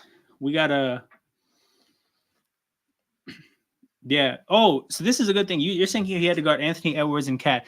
Bro, CAA, how many people do you know in the NBA that could take on both those assignments and still cope? I've seen OG guard everybody. I've seen this guy guard Jokic. I've seen this guy guard guards like Harden. I've seen this guy. This guy has the strength to deal with a center. Obviously not the most ideal thing, but he can cope. But then he has the lateral quickness to deal with guards. He's a defensive like nightmare. So I'm sure you can imagine when we had Kawhi and OG, it just felt like, bro, throw anything at us. We got the guys. We'll close up shop. We'll really get the job done defensively against whoever it is. So yeah, man, definitely you guys. Inevitably, the Raptors season is going to end, and I'm going to have to look for rooting interests otherwise in other places in the NBA. And when the Raptors season is over, people, I'm going to be doing playoff watch-alongs of other teams here. So the Knicks I might have to do OG watch. Oh, bro, CAA Mafia, he's so good at corner threes, catch and shoot. Like, it's actually interesting. He's very good at that shot specifically, catch and shoot threes from the corner. If you get him shooting off the dribble, it's not that good. If you get him shooting from other parts of the three-point line, it'll be good if it's catch and shoot. It'll be probably bad if it's off the dribble. But he's just so like, I've never seen a three-point shooter that's so like defined. Like, okay, is it catch and shoot from the corner? Great. Is it catch and shoot from the other parts of the three? Good. Is it off the dribble anywhere? Bad. You know, like, it's so simple to see. But yeah, there's that. And then he's really good at cutting off the ball. If he gets guards on him, he can post them up really, really well. Like, if somebody switches a guard onto OG, he'll just back the guard down to about 5 feet from the rim and call for the ball. Just box him out with his frame and like dunk the ball, right? And then like we said, can really guard anybody. So man, OG's my guy. OG said he'll take a pay cut for the Knicks. We are Mafia, hence my name. Yeah, no, you guys got the what's it called? The CAA represent, because Leon Rose, I think, used to be at CAA, right? Now he's got all his CAA represented athletes there. That's what it is. Connections are everything in this world, people. Connections are everything. Karis LeVert to the free throw line to make it a 10-point game. He's not a ball dominant player. So, CAA, my dad was asking me about the trade. He's like, I wonder why the Knicks gave up on those players. And I was like, they didn't really give up. But RJ is a guy that kind of, he needs the ball a little bit, right? And then IQ is a player that's going to develop once he gets the opportunity to be on the ball. But with Brunson and Randall, you guys don't have looks to give them. So you guys actually aren't in a position to get the best out of either of those players. You guys are going to stand to gain from having a player that's not ball dominant or ball dependent to produce, right? OG is a guy that will impact a basketball game in a lot of positive ways without the ball, right? So from that side, you guys needed that kind of a player that can make that kind of an impact. And then from us, as stagnant and as bad as our offense is sometimes, we needed guys who could come in and score. Like, we only had 3 guys before the trade that I could safely say, oh, these guys aren't going to show up and score nothing. Like, I know, like everybody else, there's a chance they may show up and score damn near 3 to 4 points, right? There are only 3 players where I knew for sure on a night in, night out basis we're going to get more. We flipped one of them in OG, but we got 2 more. RJ, Quickly, Scotty, and Pascal. I know these guys aren't going to score nothing. We gave up RJ for OG, which is a better fit. IQ is looking for a starter role and wants at least $20 million a year, which we weren't going to pay. What do you guys? What don't guys want from a quick PGSC? Oh, what do you guys want? Bro, we're gonna play IQ like 35 minutes a night and pay him whatever he wants. So this is a good situation for him in that standpoint. That's what it is. Got a miss from Cleveland, a 12-point game with 4 minutes to go. RJ in transition, Donovan Mitchell in front of him. Mitchell swipes at the ball, gets a foul call. What I will say though is I'm very impressed with Donovan Mitchell's hands in this game defensively. I feel like he's got he's seeing the game really well and anticipating what he needs to be doing, whether that's getting a steal, getting his hands in a passing lane, blocking a shot, coming to contest a shot. I actually did not know, I had not seen with my own eyes him be an impactful defender like this. He's doing really well. Now, mind you, I think a part of it might be that RJ Barrett, he's good, but he kind of telegraphs what he's doing sometimes. Like, you can kind of tell sometimes, like, soon after the 3-point line, like, okay, this guy is going to the basket. Like, his whole body language is showing, like, this guy, he is going to the basket. And when you can see that, you know what's going to happen. You can react to it early. But yeah, Mitchell, very solid game defensively. Barrett splits the free throws. It's a 13-point game. Isaac Okoro with the ball guarded by Siakam. Bro, Pirtle is on LeVert? That's crazy. That's crazy, man. How does Pirtle end up on LeVert? Yo, CAA, I'll get to this in a second. Awesome pass. I lied. Not an awesome pass. Awesome idea, but bad pass from Pirtle to Siakam. Cavs go the other way in transition. It's a 9-point game. There's and one to potentially make it an 8-point game. The defense is falling off. So this is the thing with RJ, right? The guy is basically somebody who averages 17 regardless, right? As he is right now, he's a guy that he steps onto a ball court, you're probably getting 17, right? That's a player, but like if you look at his game, he's still a very limited player. I don't think he's a threat at all, really, to do anything from the mid-range onwards. So like, just mathematically think, can you find a way to add 10 points through the fact that you would make shots if you could shoot a mid-range pull-up or shoot a 3, and then all the stuff it would open up for his game downhill? If you factor in those two things, he's probably adding 10 points to his game a night if he adds a pull-up jumper, right? And then when that happens, like 27 points a night, that's all-star. Like, that is all-star. Guys who score 27 points a game don't get snubbed. So like, that's the hilarious thing about RJ Barrett, is that like his proximity to being a superstar is actually not that far. He's very close to it. It's just the thing of like adding a jumper, I feel like is kind of like, it's the thing I feel least confident about a guy adding. Cause like, I think shooting is so much based on something like touch that you kind of just have or you don't. Like if you're a guy that has touch, but your mechanics are off, you're definitely going to be able to become a good shooter. Right. But players in the NBA have been around basketball coaches for so long that like the mechanics for the most part, like they've had enough access to coaching. I don't know if that's going to be a really common thing where a guy's touch is so good, but the mechanics are just trash. Really, what you're going to find typically are guys with average touch and bad mechanics. And if you get their mechanics as good as you can possibly get them, they'll still just be an okay shooter because the touch just isn't there. With a guy like Barrett, I don't know his game too well enough to say, but I find that there's a cap for guys in terms of what they can add to their shooting as an NBA player, and I think his cap is probably there. Like he doesn't have it in him to be, I don't know, DeMar DeRozan. Like it's probably not going to happen. But think about it. If he could, man, he'd be so good. He'd be so good. 25, easy with the dribble pull up if he gets the 100%, 100%. But yeah, you see what I'm saying, CAA. You see what I'm saying. 9-point game, 93 to 84. Hell no. Wait, hold up. Did I expect him to become a 3-point threat? The thing is, right? Siakam has worked into becoming an average 3-point shooter, I feel. Because I don't know what the numbers are. And I necessarily am not too invested in the numbers. But I know with Siakam, like, off the dribble, I don't think he's a threat, really. Like, it'll happen sometimes, but off the dribble, I don't really see it. As a catch-and-shoot 3-point shooter, it's still just average. Like, it's something that comes and goes. Bro was shooting 9% from 3 at some point this year. Like, that's the thing with Siakam. Like, I think Siakam as a player, like, for guys that aren't familiar with him, one of the hardest working human beings in sports. Pours his everything into taking care of himself and working on his game. So he's going to cap out his mechanics because he's going to put the work in. But like you can only cap out there's a limit to that based on what like your touch is. And he's just not like, he's not a shooter like to his core. He's done the work to become the best possible shooter he can be. And that's still like in the certain mid-range areas, it's good. And from the 3-point line, I think is average. But yeah, that's the thing. Like, I would actually think a player like Siakam, like probably a lower ceiling than Barrett, but with Barrett, like it's probably going to be that. Like if anything, it will be average from 3, probably maybe a little bit better from the mid range. But yeah, he has time, and now he's playing for obviously his hometown team. You hope that gives him some added motivation or some type of purpose or something.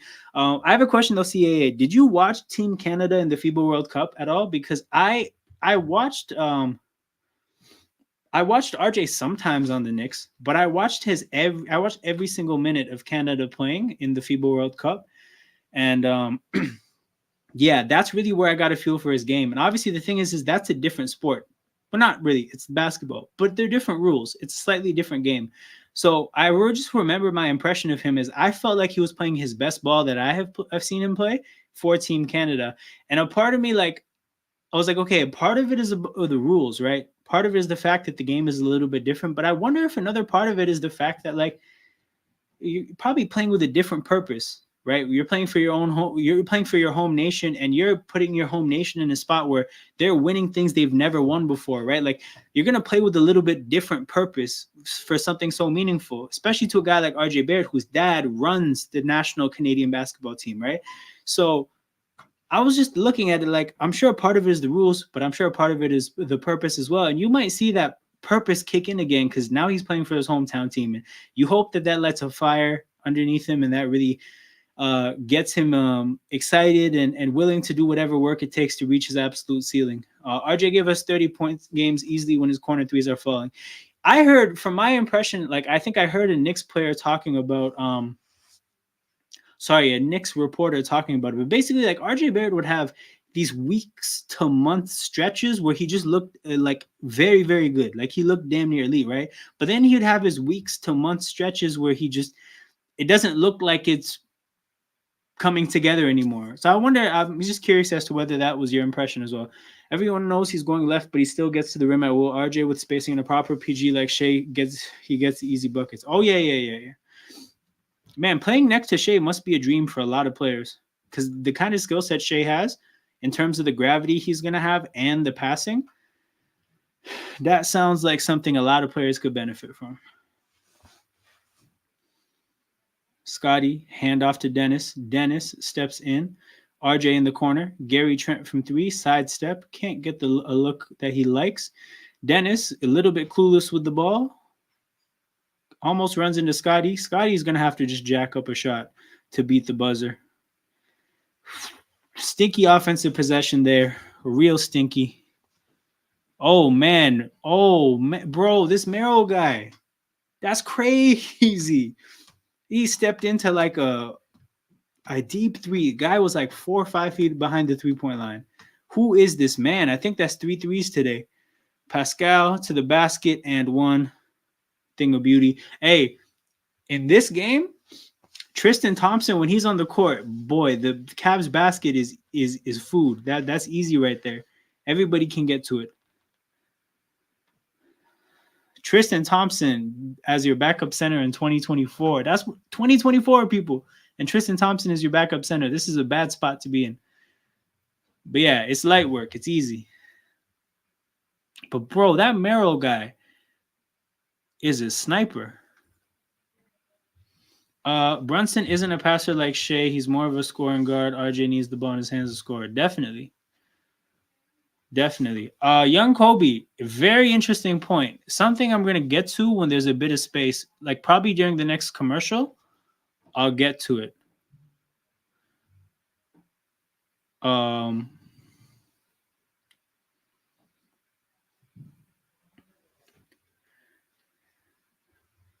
Damn, the Cavs are complaining hard here.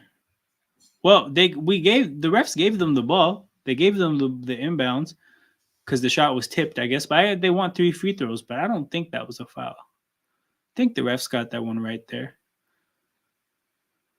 Damn, Niang beats the shot clock with a bullshit ass floater over Scotty Barnes and it falls. But yeah, shout out to you guys right now. I got a Knicks fan and a Blazers fan in here talking with me, talking about the Raptors. I love that shit, man. I love fans getting together and talking ball.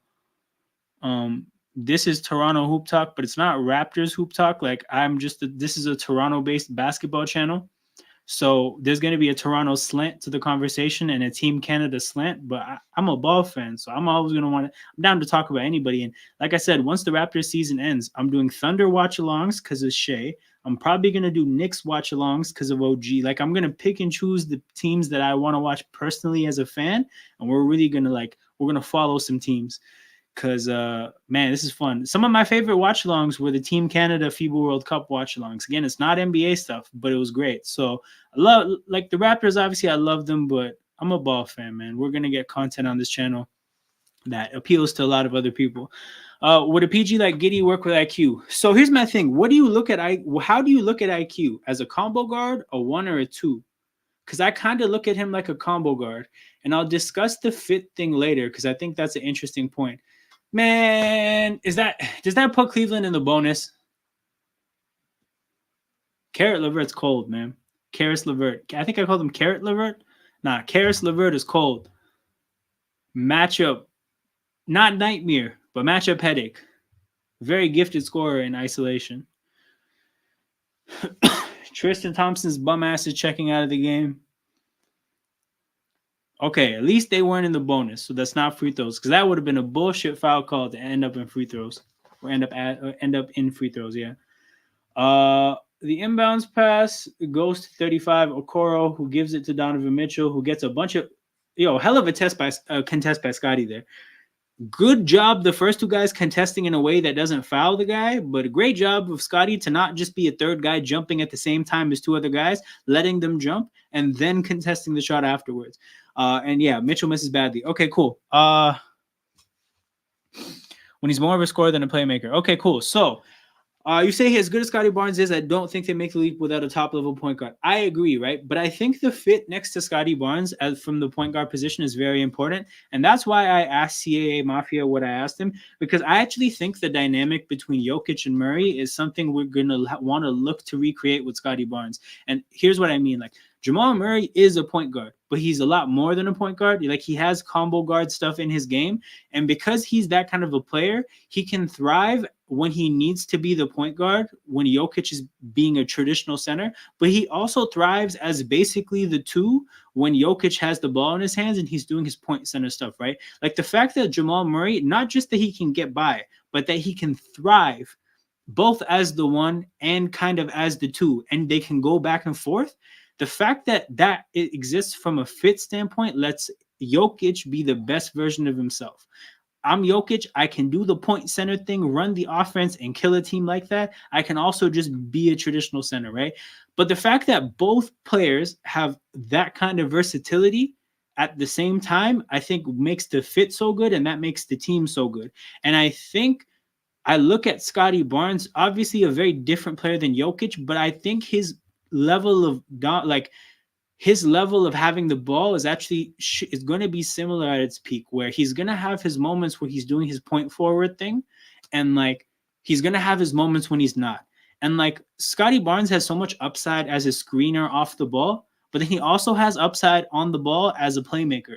So the same way Jokic has so much upside as two different things, right? Obviously, probably a lot more upside than Scotty Barnes, but like because Scotty Barnes similarly has a game that kind of has two separate things going, the point guard that we put next to him, I think, is going to have a similar fit to a Jamal Murray, where the guy can be good on the ball as the point guard and the true one, and a guy off the ball as a scorer. So this is why I asked this about IQ, and I actually think, from what I understand about IQ, is that he can be that kind of guy from a player profile standpoint, right?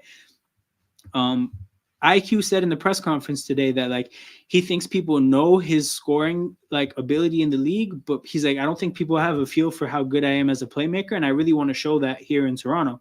So that's the thing with IQ, is I think IQ can be that guy who, when Scotty wants to be the four, when Scotty wants to be a screener, when Scotty wants to do all his off-ball stuff, that he can be our point, for the time in the game where that's needed. But the time in the game where Scotty's doing his thing, then IQ can, again, thrive off the ball and thrive, getting shots off of Scotty Barnes. And that's why I'm excited about IQ. I really think that if he develops and if he gets to reach his potential and hit his ceiling, he's actually such a good fit next to Scotty Barnes.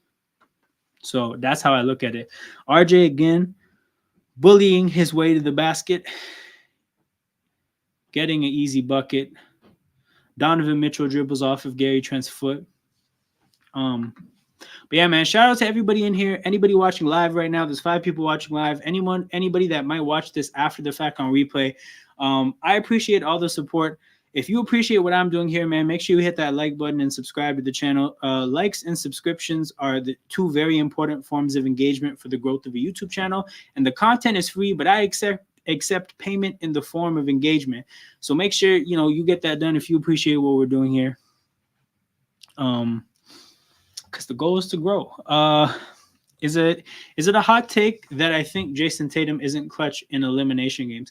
But yeah, the thing is like, as a basketball community, the way we look at Jason Tatum type players, and what I mean by that are like superstar scorers that lead their team, is the way we expect those players to play is that when the game is on the line, when series are on the line, that you take over, right? And he has no resume, or a very small resume, of taking over. Like, he has his good games. He's not really the guy who's taken over. And at the end of the day, we as a basketball community, we don't look at that, even if, let's say, he's playing team basketball, we don't look at that as being a superstar. So he does need to add to that. He does need to take strides. But yeah, like I remember, bro, against the Sixers last year, I forget which game it was, but I think Boston was down 2 at the end, last possession of the game.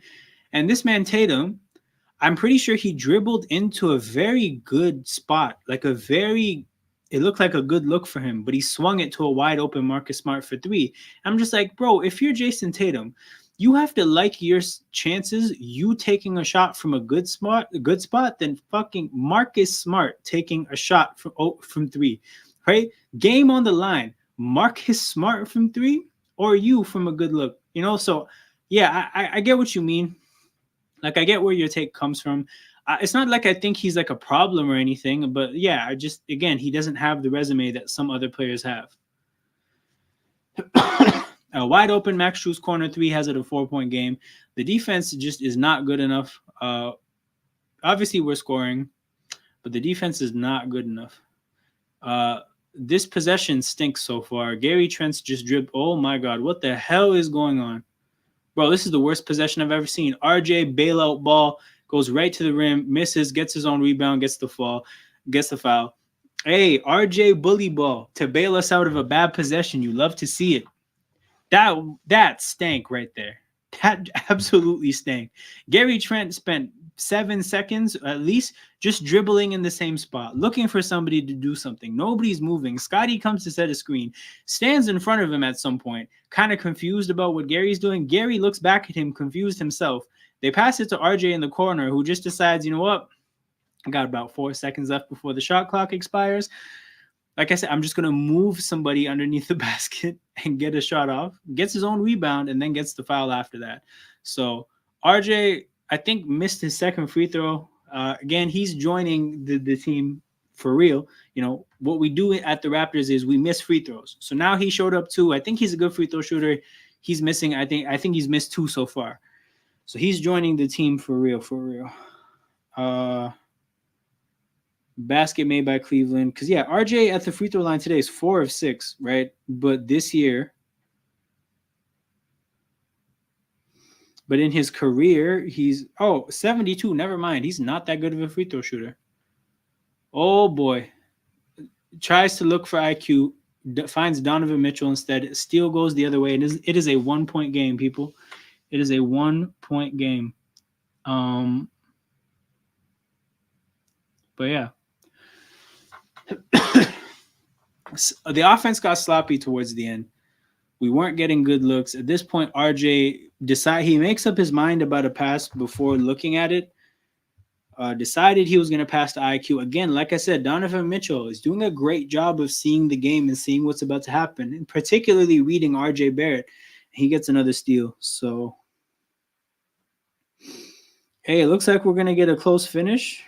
That's not what a lot of people would have liked, because we did have a very good start. We did have something like an 18-point lead, but we now are finding ourselves in a close game down the stretch. And again, at the end of the day, when I think about close game between two basketball teams down the stretch, I'm looking at like who has the most dangerous score, because that's where I'm giving the edge. And at the end of the day, Cleveland has that. So we're going to need to play a good game from this point onwards. About 9.5 minutes to go. IQ still hasn't picked up that 5th foul. For those of you who haven't been watching this game, he picked up 4 fouls in 12 minutes in the first half. So since then, it's been a bit of a thing of making sure he obviously doesn't pick up more fouls. He played, I think, 6 minutes. Yeah, he's up to 18. So he played 6 minutes in the third, no fouls. 18 minutes going into with 9 minutes to go. IQ should be finishing the rest of this game to get to 27 minutes. But again, he's only going to get to finish this game if he doesn't get to 6 fouls. So he's going to have to be careful because he still only has 1 foul to blow. But yeah, here we are, people. We knew this was a big game. Bounce back. It's the first game after the loss to the Pistons. One of the worst losses in franchise history. It's the first game with 2 new players. It's a big moment. It's against a team like Cleveland, who we play a lot. So we know that team quite a bit, even though they don't have Garland or Mobley. We know this team pretty well. And yeah, now it looked like it could have been a blowout at some points, but now it looks like it's going to be a close finish. We're going to definitely learn about some guys down the stretch. It'll be interesting to see how Barrett and Quickly play, in clutch moments as guys that have a big role in the team now, because I look at it like this, right? RJ's probably had moments in the NBA where it's a close game down the stretch and he has a big role on the team trying to score.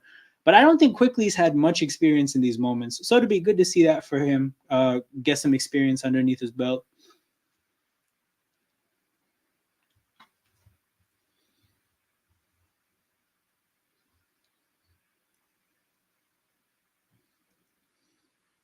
Yang. Oh, that's a replay. Thank God. Yo, George Niang buckets, they hurt differently because that guy is so trash, bro. Like when he scores, it hurts. It hurts to watch as a fan. Dennis passes it to IQ. So we got 2 point guards here. IQ looks at Mitchell, tries to get some space. Mitchell's doing a hell of a job staying in front of him. Schroeder. Damn, possession ends. Damn, Pascal hit a 3 and he got some contact. That could have been a 4-point play. Now, maybe it wasn't. Maybe he exaggerated it. But, bro, he hit a 3 and fell down. Hey, this is a fact.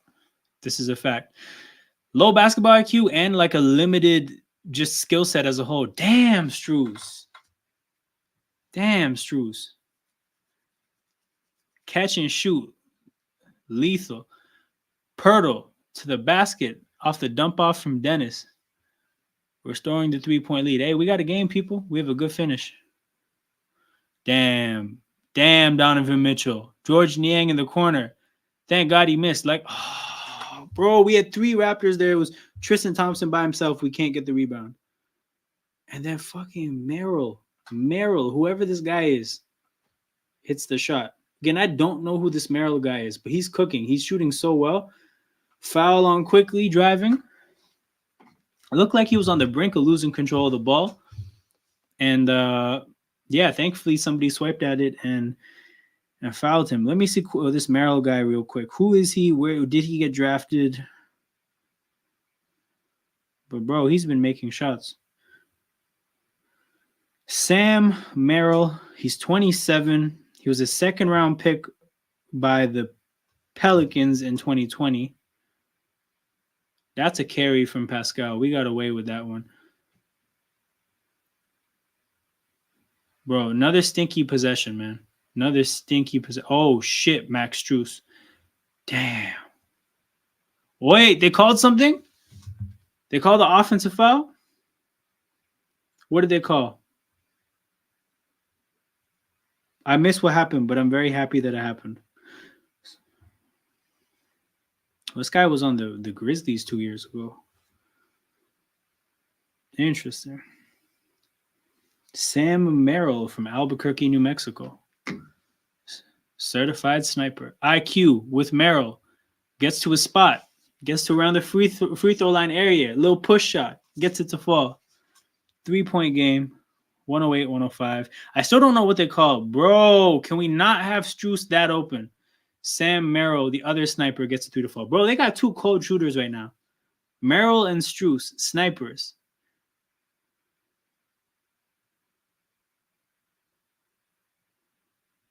Dennis from 3. Bro, that didn't feel like a make when it got to his hands, people. And it definitely didn't go in. But I'll be real. This team has Donovan Mitchell and 2 guys that are shooting the shit out of the 3 right now. I'm scared. IQ switched on to Mitchell. Mitchell, step back 3, knocks it down, bro. This shooting display from Cleveland right now is crazy. Donovan Mitchell impacted the game defensively for a while, now impacting the game offensively. He's been looking for his shooters. They made shots. Now he's looking for his own. Pirtle. Bullying his way to the basket. Misses. Bruh. They got Pirtle to the free throw line. Again, that's 1 for 2. You can chalk it up already. That's 1 for 2. Isn't that clutch? You'll miss when it matters the most. Bro, I hear you, but he already got his makes. Like he did the dirt already. Like he got him, I think he got them like 6 points.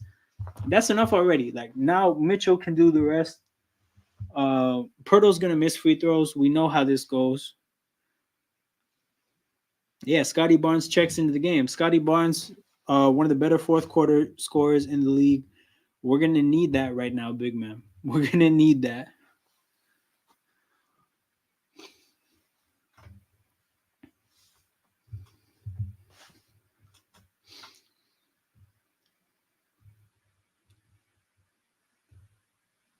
Missed both. The boy missed both.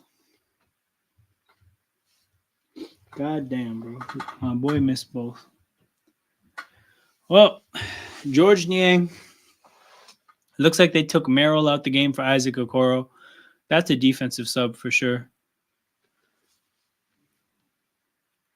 Mitchell with Scotty Barnes. Damn, Scotty Barnes did a good job of getting to the ball, just couldn't get the steal.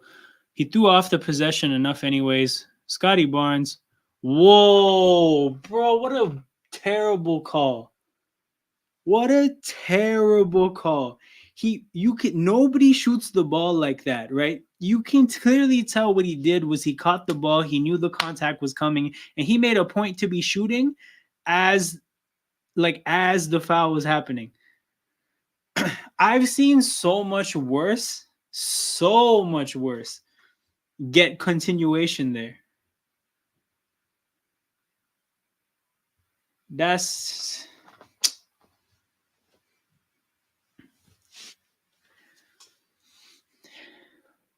if anything, give him a clear path. Give him clear path because I don't think there was anybody behind Scotty Barnes. Give him clear path. All right, they're reviewing this. Hopefully, they get to the right conclusion.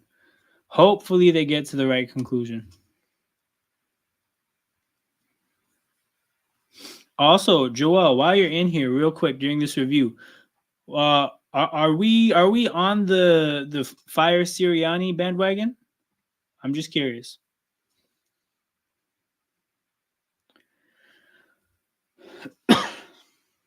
Because I think I am.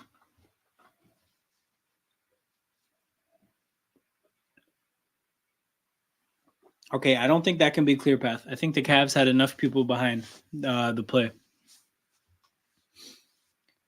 Bingo. There we go. Hey, I'm with it. Hey, get everybody but the special teams guy out of there. Shout out to special teams guy. Real one. Michael Clay, real one. Everybody else, get out of here.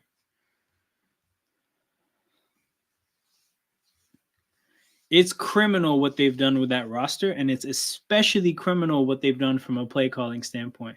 Random NFL conversation, people.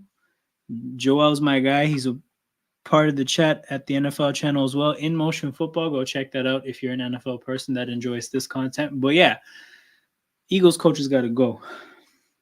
All right, what did they review here, or what did they say?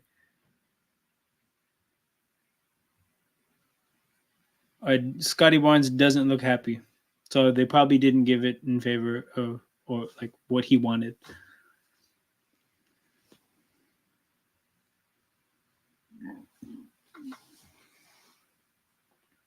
Yeah, he's still kind of talking to the refs, so I don't think we got the call we wanted.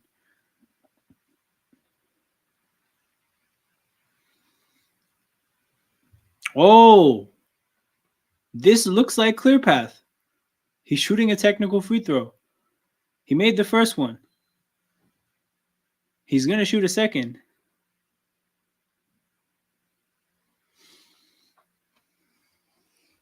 Yeah, bro, here's the thing. The Eagles were 2-5 when he handed the play calling to Shane Steichen, and that's when the season turned around, right? So that's the thing, right? You were bad by yourself. You were good when Shane Steichen did the play calling, what you should be doing, and then he's gone and you're bad again? Nah, bro, you gotta go. You gotta go.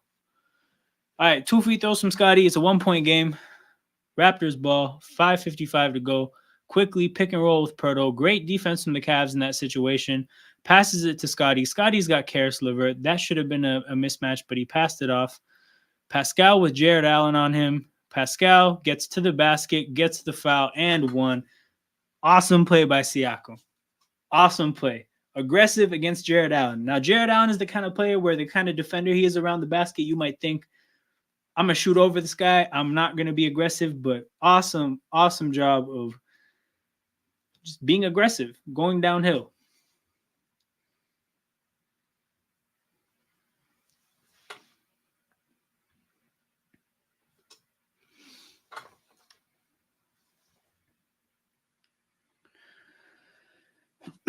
Siakam gets the shot to fall.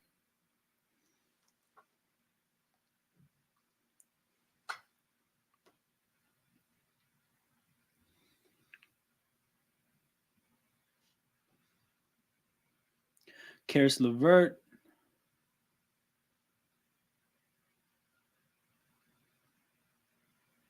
Step back three. Bro, the shot making from Cleveland, man. Shot making from Cleveland. Crazy stuff. Also, Pascal missed the free throw. So, like, we need better, man. Dennis.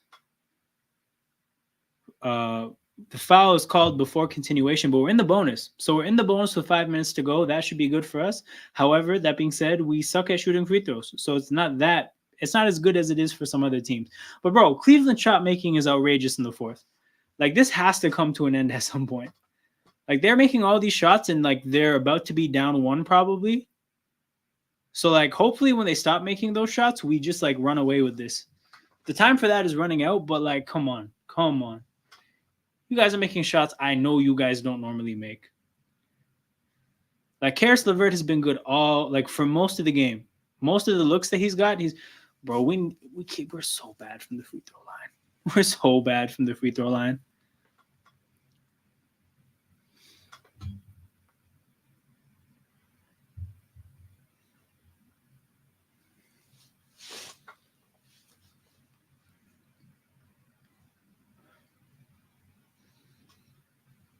RJ Barrett checks in. I think that should be Dennis out. It's Dennis out. Okay, good. I like that. We're going to get more from RJ offensively down the stretch. Dennis, this is your role. This is your role now. We got guards now. This is your role. Pirtle is about to be put in the pick and roll. No, I lied. They didn't switch. LeVert with RJ. LeVert beats him, gets right to the rim. LeVert's going crazy, man. Is Mitchell even? Yeah, Mitchell's on the court. He's guarding quickly right now. Pascal looking to hand it off to somebody, hands it off to Scotty, sets the screen for Scotty. 2 defenders in front of Scotty. You can tell the double team is lurking. He backs down the first defender and then sets up Pirtle for the and one. What a play from Scotty, man. What a play from... You can see the double team lurking. And the way he played that, you can tell he knew. And that's just high basketball shit right there. High basketball IQ shit right there. To know, all right, double team's coming. I'm going to put myself in a position where there's a good angle to pass to the guy who's being left by because Niang basically was responsible for Pirtle. He leaves Pirtle. So again, Scotty Barnes knows, all right, that's the guy I'm looking for. Passes it to Pirtle wide open beside the basket. Gets the shot to fall. And that's important because he's a free throw misser too. He's a free throw misser as well. Misses the free throw. The 2 points was very important. In my head, I wasn't thinking and one. I'm thinking at least we got 2 points. 5 free throws missed in the fourth, man. 5 free throws missed. Struce from the corner finally missed. Shout out Joel, man. He said Struce would miss, and he did. RJ, bro, you got space. Just go. Backing his man down, finds IQ. IQ from 3. Oh, that would have been a great way to endear yourself to fans. Pirtle gets the rebound, passes it to Scotty. All right, let's try this again. Scotty finds Pascal. Pascal's got Mitchell. Bro, that's a mismatch. Spin, fade away, makes the shot. What a game from Pascal, man. I feel like he's got like 35. What a game.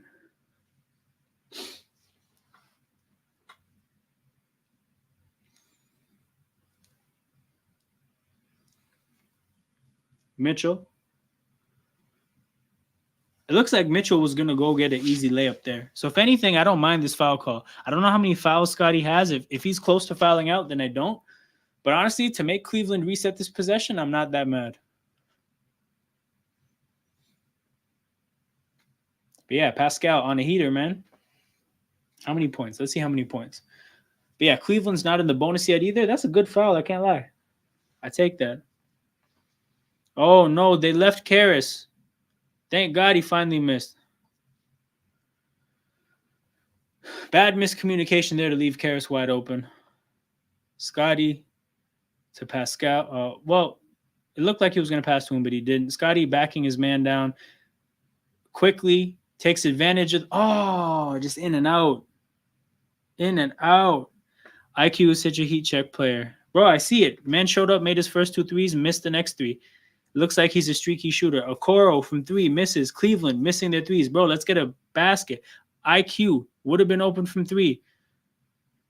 Damn, RJ.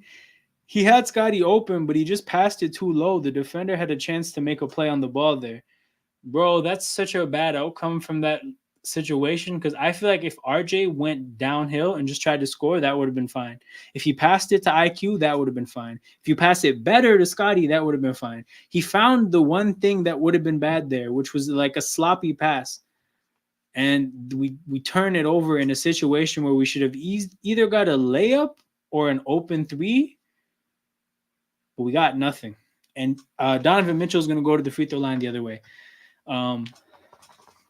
But yeah, Man, quickly, man. We missing shots down the stretch. He's 5 for 11, 2 for 5 from three. I think he started out 2 for 2 from three and like 3 for 4 from the field generally. But man, if we miss this game or if we lose this game, missed free throws are going to be like at the forefront of the thought process because like you can't give away points like that, right? You miss 5 free throws in the fourth. Okay, sure, maybe you shouldn't make every one, but I'm still saying that's 3 too many. That's easily 3 too many.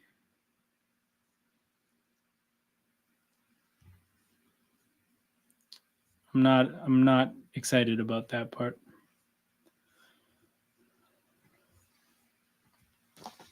Well, last 2 minutes of the game, people. Big game, exciting stuff going on. RJ and IQ playing their first game. You're seeing some positive things. The defense has to get much better. Shout out my guy Jez. As we see here, that's the SGA in the icon, and this is a very SGA friendly space over here.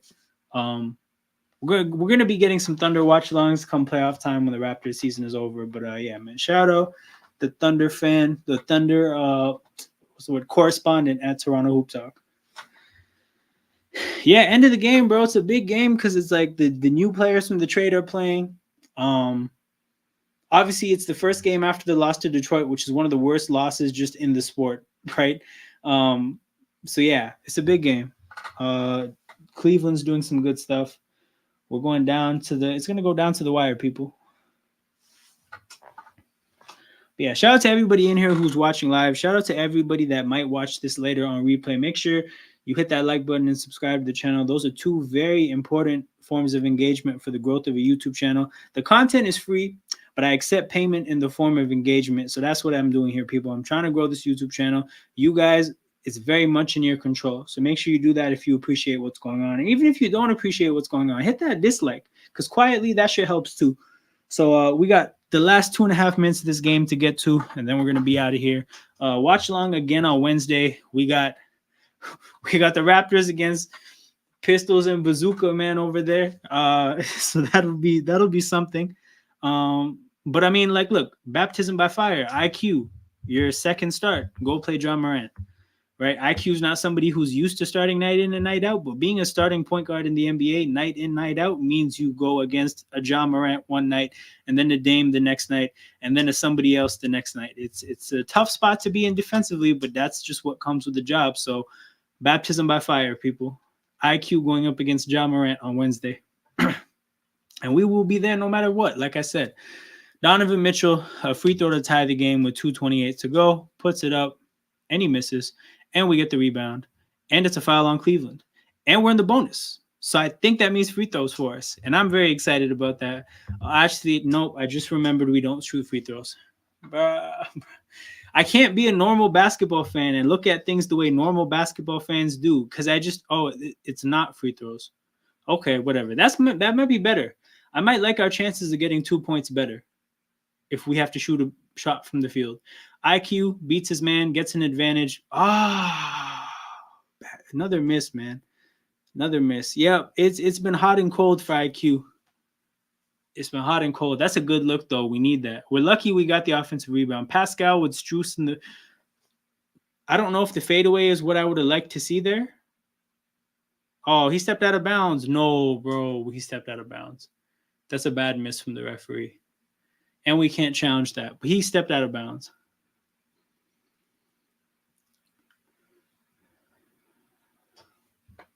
Risky foul there from Pascal. That really could have been an and one. Jared Allen to the free throw line. I don't know if he's a good free throw shooter or not. But we're about to see.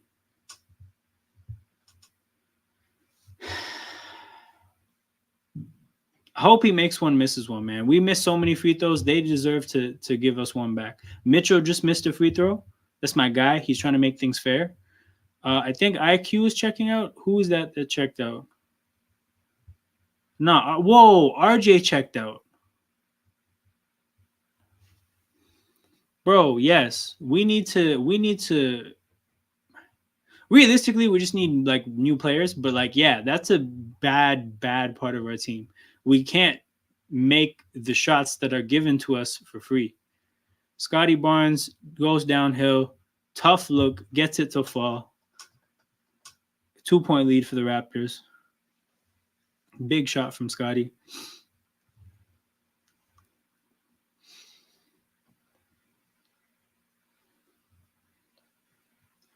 Miss from Mitchell. The rebound almost went off for Raptor out of bounds.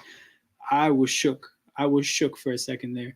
All right, 120-118, 2-point game. Scotty Barnes, let's make it a 4-point game or a 5-point game. Let's extend this lead, man.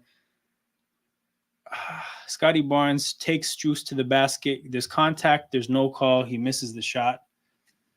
That's tough there. That's tough. Donovan Mitchell sets up a wide open three from Okoro. Okoro misses quickly with the rebound. Quickly almost gets fouled. Are we just going to let Juice swipe at him like that? All right, quickly. Step back three to end the game right here. Let's do it. Let's do it. Let's do it. Quickly. Goes around the Pirtle screen. Mid-range shot. Bro. No. This guy's good. Every shot down the stretch misses. Donovan Mitchell chases his shot. Misses. Scotty Barnes goes up like Randy Moss to get that rebound and gets fouled. Bro, this has been a game of misses down the stretch. What was the score like 2 minutes ago? On God, I don't think much scoring has happened recently. I think the NBA website shows you the score like that. But bro, quickly. So that's the thing, the takeaway there, right? He's going to make the shots because he is a shot maker. But you see the kind of player he is. Like, he gets good looks. That part is a thing that is going to be a constant. Him missing the shots, I don't think is going to be a constant. But he was getting good looks, man. He was getting good. He was using what was around him well. He got good looks. He just couldn't get the shot to fall. RJ checks in for IQ. That's probably a defense thing. Oh my God, bro. Scotty misses the second free throw. Free throws, man. It's going to be the death of us. Definitely frustrating to watch. Definitely frustrating to watch.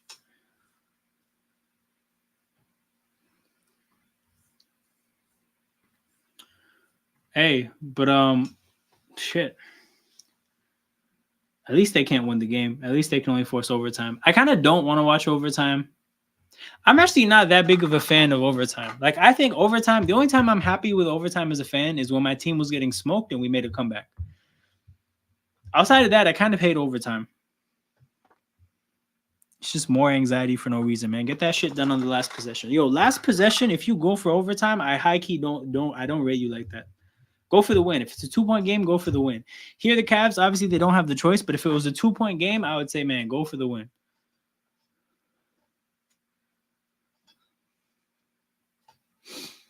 All right, so the Cavs have had snipers sniping today. Sam Merrill has been hitting threes. Karis LeVert has been hitting threes. George Niang, I think he hit like one.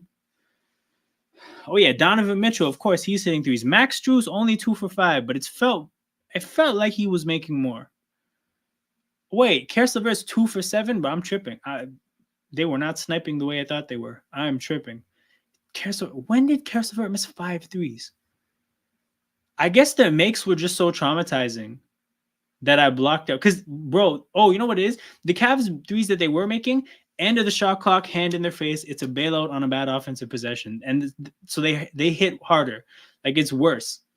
It feels worse when that happens. Bro, why is Jakob Poeltl...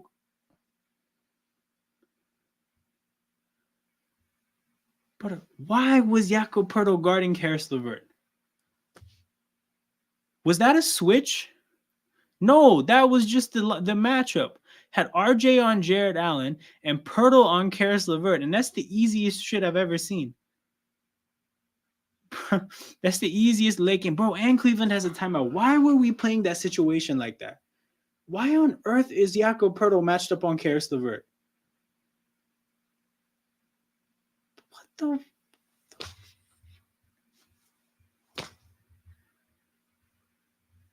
And just for RJ to be... Does RJ have fouls? Was that protecting somebody from fouls? Let's see who's on the court right now. Siakam has 3, RJ has 4. Bro, nobody has more than 5. Nobody has 5 or more, man. What the hell was that nonsense? RJ makes 2 free throws because, of course, the guy who would make 2 free throws is a guy that only got here like 2 days ago.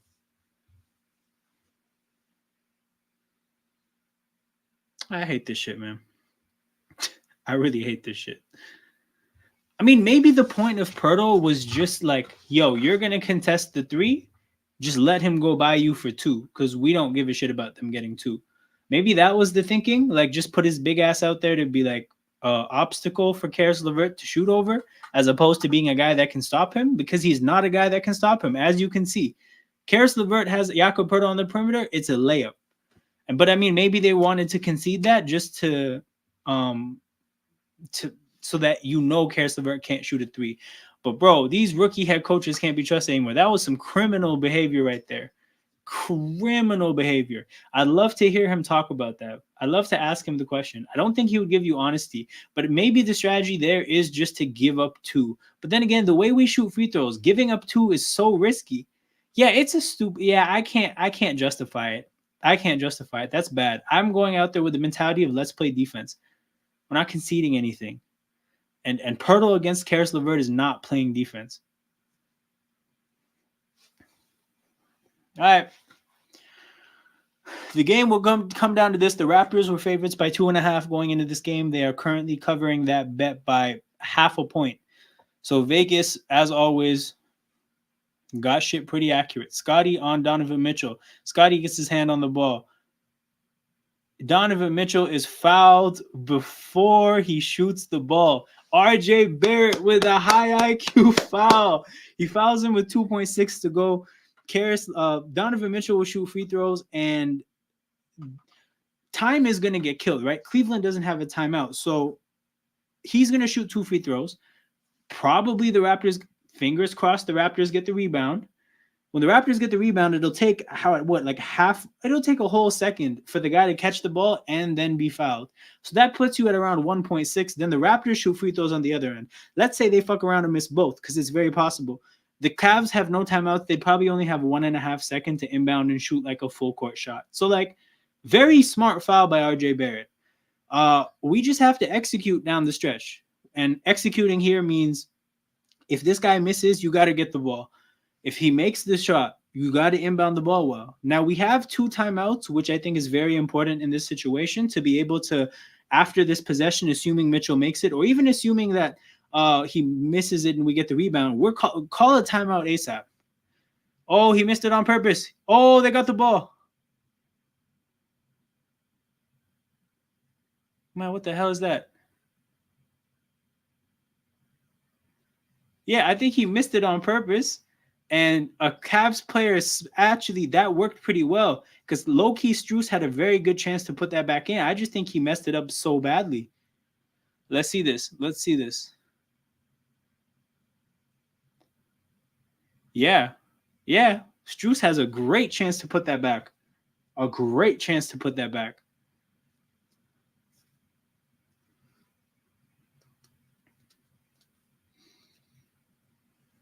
He just knocks it out of bounds. Shout out Max Strus, man. So we just got to inbound the ball.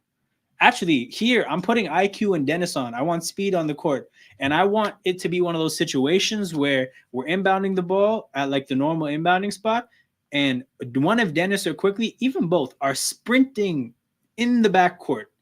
And you get him, like one of them catches the ball, and hopefully they're just running faster than the man that's on them, and they can run this clock out. I've seen Rondo do it, I think. And then like Trae Young's done it too, but basically like quicker players. Not that Rondo's the quickest guy. Rondo's just a smart player. But yeah, just get a running start into the backcourt, catch the ball, and just dribble the game out. Bro, Strus, I think, benefited so much from the structure that Miami provides, because Miami provides players structure. You have such a defined, clear role. That's part of the reason they get so much out of these like low-level prospects, is that we don't make the prospects have to think too much, or like we take as much thinking and planning and strategizing off of the player's shoulders. That's thought out for you. This is the Spoelstra Heat culture. Pat Riley shit that we got going on. Timeout, Toronto. Bro, the play worked that badly, Darko. Bro, Darko, you are out here struggling. You are out here struggling.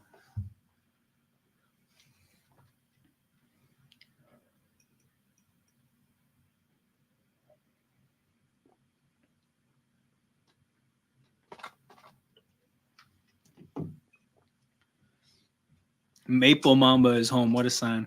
Oh yeah, they used to call him no, Wiggins was Maple Jordan. So he's I guess would have to be Maple Mamba.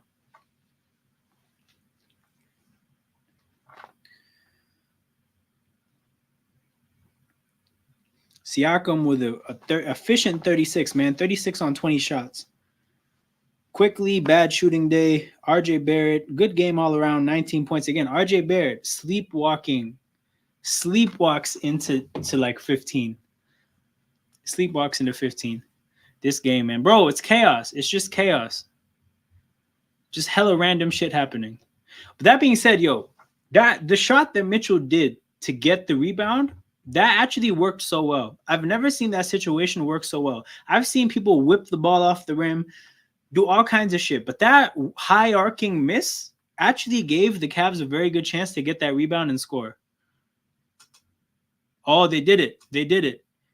They passed it to somebody who had a running start in the backcourt. Y'all see Coach Alum at work. I drew that shit up. I said Dennison quickly, but I said have two men running into the backcourt.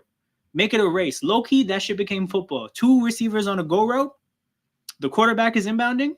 Whip that shit down the field. I don't remember head coach 60, maybe Taylor Jenkins. Yeah, that's the one. Used to be good at missing free throws on purpose. Maybe the height, maybe being so high up gives you an advantageous angle. I'm not sure. But I think we won this game. Scotty Barnes missed a shot, so it's not over because, of course, if there's one thing the Raptors are going to do, it's miss free throws. So he's going to probably – I mean, he doesn't miss two. He's probably going to make this one. It'll be a 3-point game. The Cavs will have 1.3 seconds to tie the game. No timeouts. It'll probably be like a 3/4 of the court shot. Actually, low-key, he should have just missed the second one. Make the Cavs kill time having to rebound a basketball. Shoes chucks it up, and he throws it to Scotty Barnes, who I think got fouled. But they should just they should just decline the foul. That's the thing. Bro, of course, bro. They exhausted all their good basketball against the Raptors. I don't know if you guys watched this game. That shit pissed me off so much. Kevin Knox played the game of his life. Cade Cunningham played well, but he plays well. Kevin Knox played like he's Michael Porter Jr. I'm not joking. He turned into Michael Porter Jr. for one game. That shit pissed me off so much. But yeah, he's like whatever. They got their win streak done. We got a good win here. Obviously, it's not like things are rainbows and butterflies and shit all of a sudden and unicorns and whatnot. But like, offense seemed to have some flow to it. RJ looked good. Quickly, it was hot and cold. It was hot and cold for Quickly, but you see what's going on with him. You see the ability. You know that like this is a guy that hasn't had a lot of opportunities in the league to play heavy minutes and make the most of those kind of opportunities. So you see what's going to happen with him. As he gets to play 35 minutes a night. But yeah, man, strong showing from the new guys. RJ Barrett had 19 points and 2 big free throws at the end. Yeah, obviously our defense looks kind of shit still. Our offense looked better. I was encouraged to see what we could do in the pick and roll with Quickly and Pirtle. I was encouraged to see the way Barrett got to the basket even when it wasn't easy for him, right? Because I think a lot of our players and a lot of players generally can go to the basket when it's open, right? But what I saw Barrett do is like, I saw him look at 2 Cavs defenders underneath the basket and just say, I'm going to put my shoulder in somebody's chest. I'm going to move you a couple of feet and I'm going to create my own space to shoot, which was a thing of beauty. And I'm not really used to that because Pascal, when he sees that look, he shoots over it. Scotty Barnes, when he sees that look, sometimes he bullies them, sometimes he shoots over it. RJ Barrett, every single time, said, again, I'm putting my shoulder in somebody's chest and somebody's getting moved. And that was the thing of beauty, man. I love seeing that. But yeah, we're going to wrap this game up, the stream up. The game's wrapped up. We're going to wrap this stream up. It was a great time. Shout out to everybody that tapped in with me. We had a bunch of people. I think we had over 80 people tune in at some point. So big shout outs to you guys. Make sure you hit that like button and subscribe to the channel. Likes and subscriptions are two very important forms of engagement for the growth of a YouTube channel. So if you appreciate what's going on here, and you want to support it, make sure you like it, like the videos, subscribe to the channel. The content is free, people, but I accept payment in the form of engagements, and that's what I'm trying to do. I'm trying to grow this channel to as big as I can possibly grow it, and I can't do it by myself. I need your help with it. So that's what I'm going to close the stream out on. I'm going to catch you guys later. We're back Wednesday, Raptors, Memphis. We got the IQ against Pistols and Bazooka Man out there in Memphis, and it'll be a great time. Make sure you guys tune in. I'm out. Peace.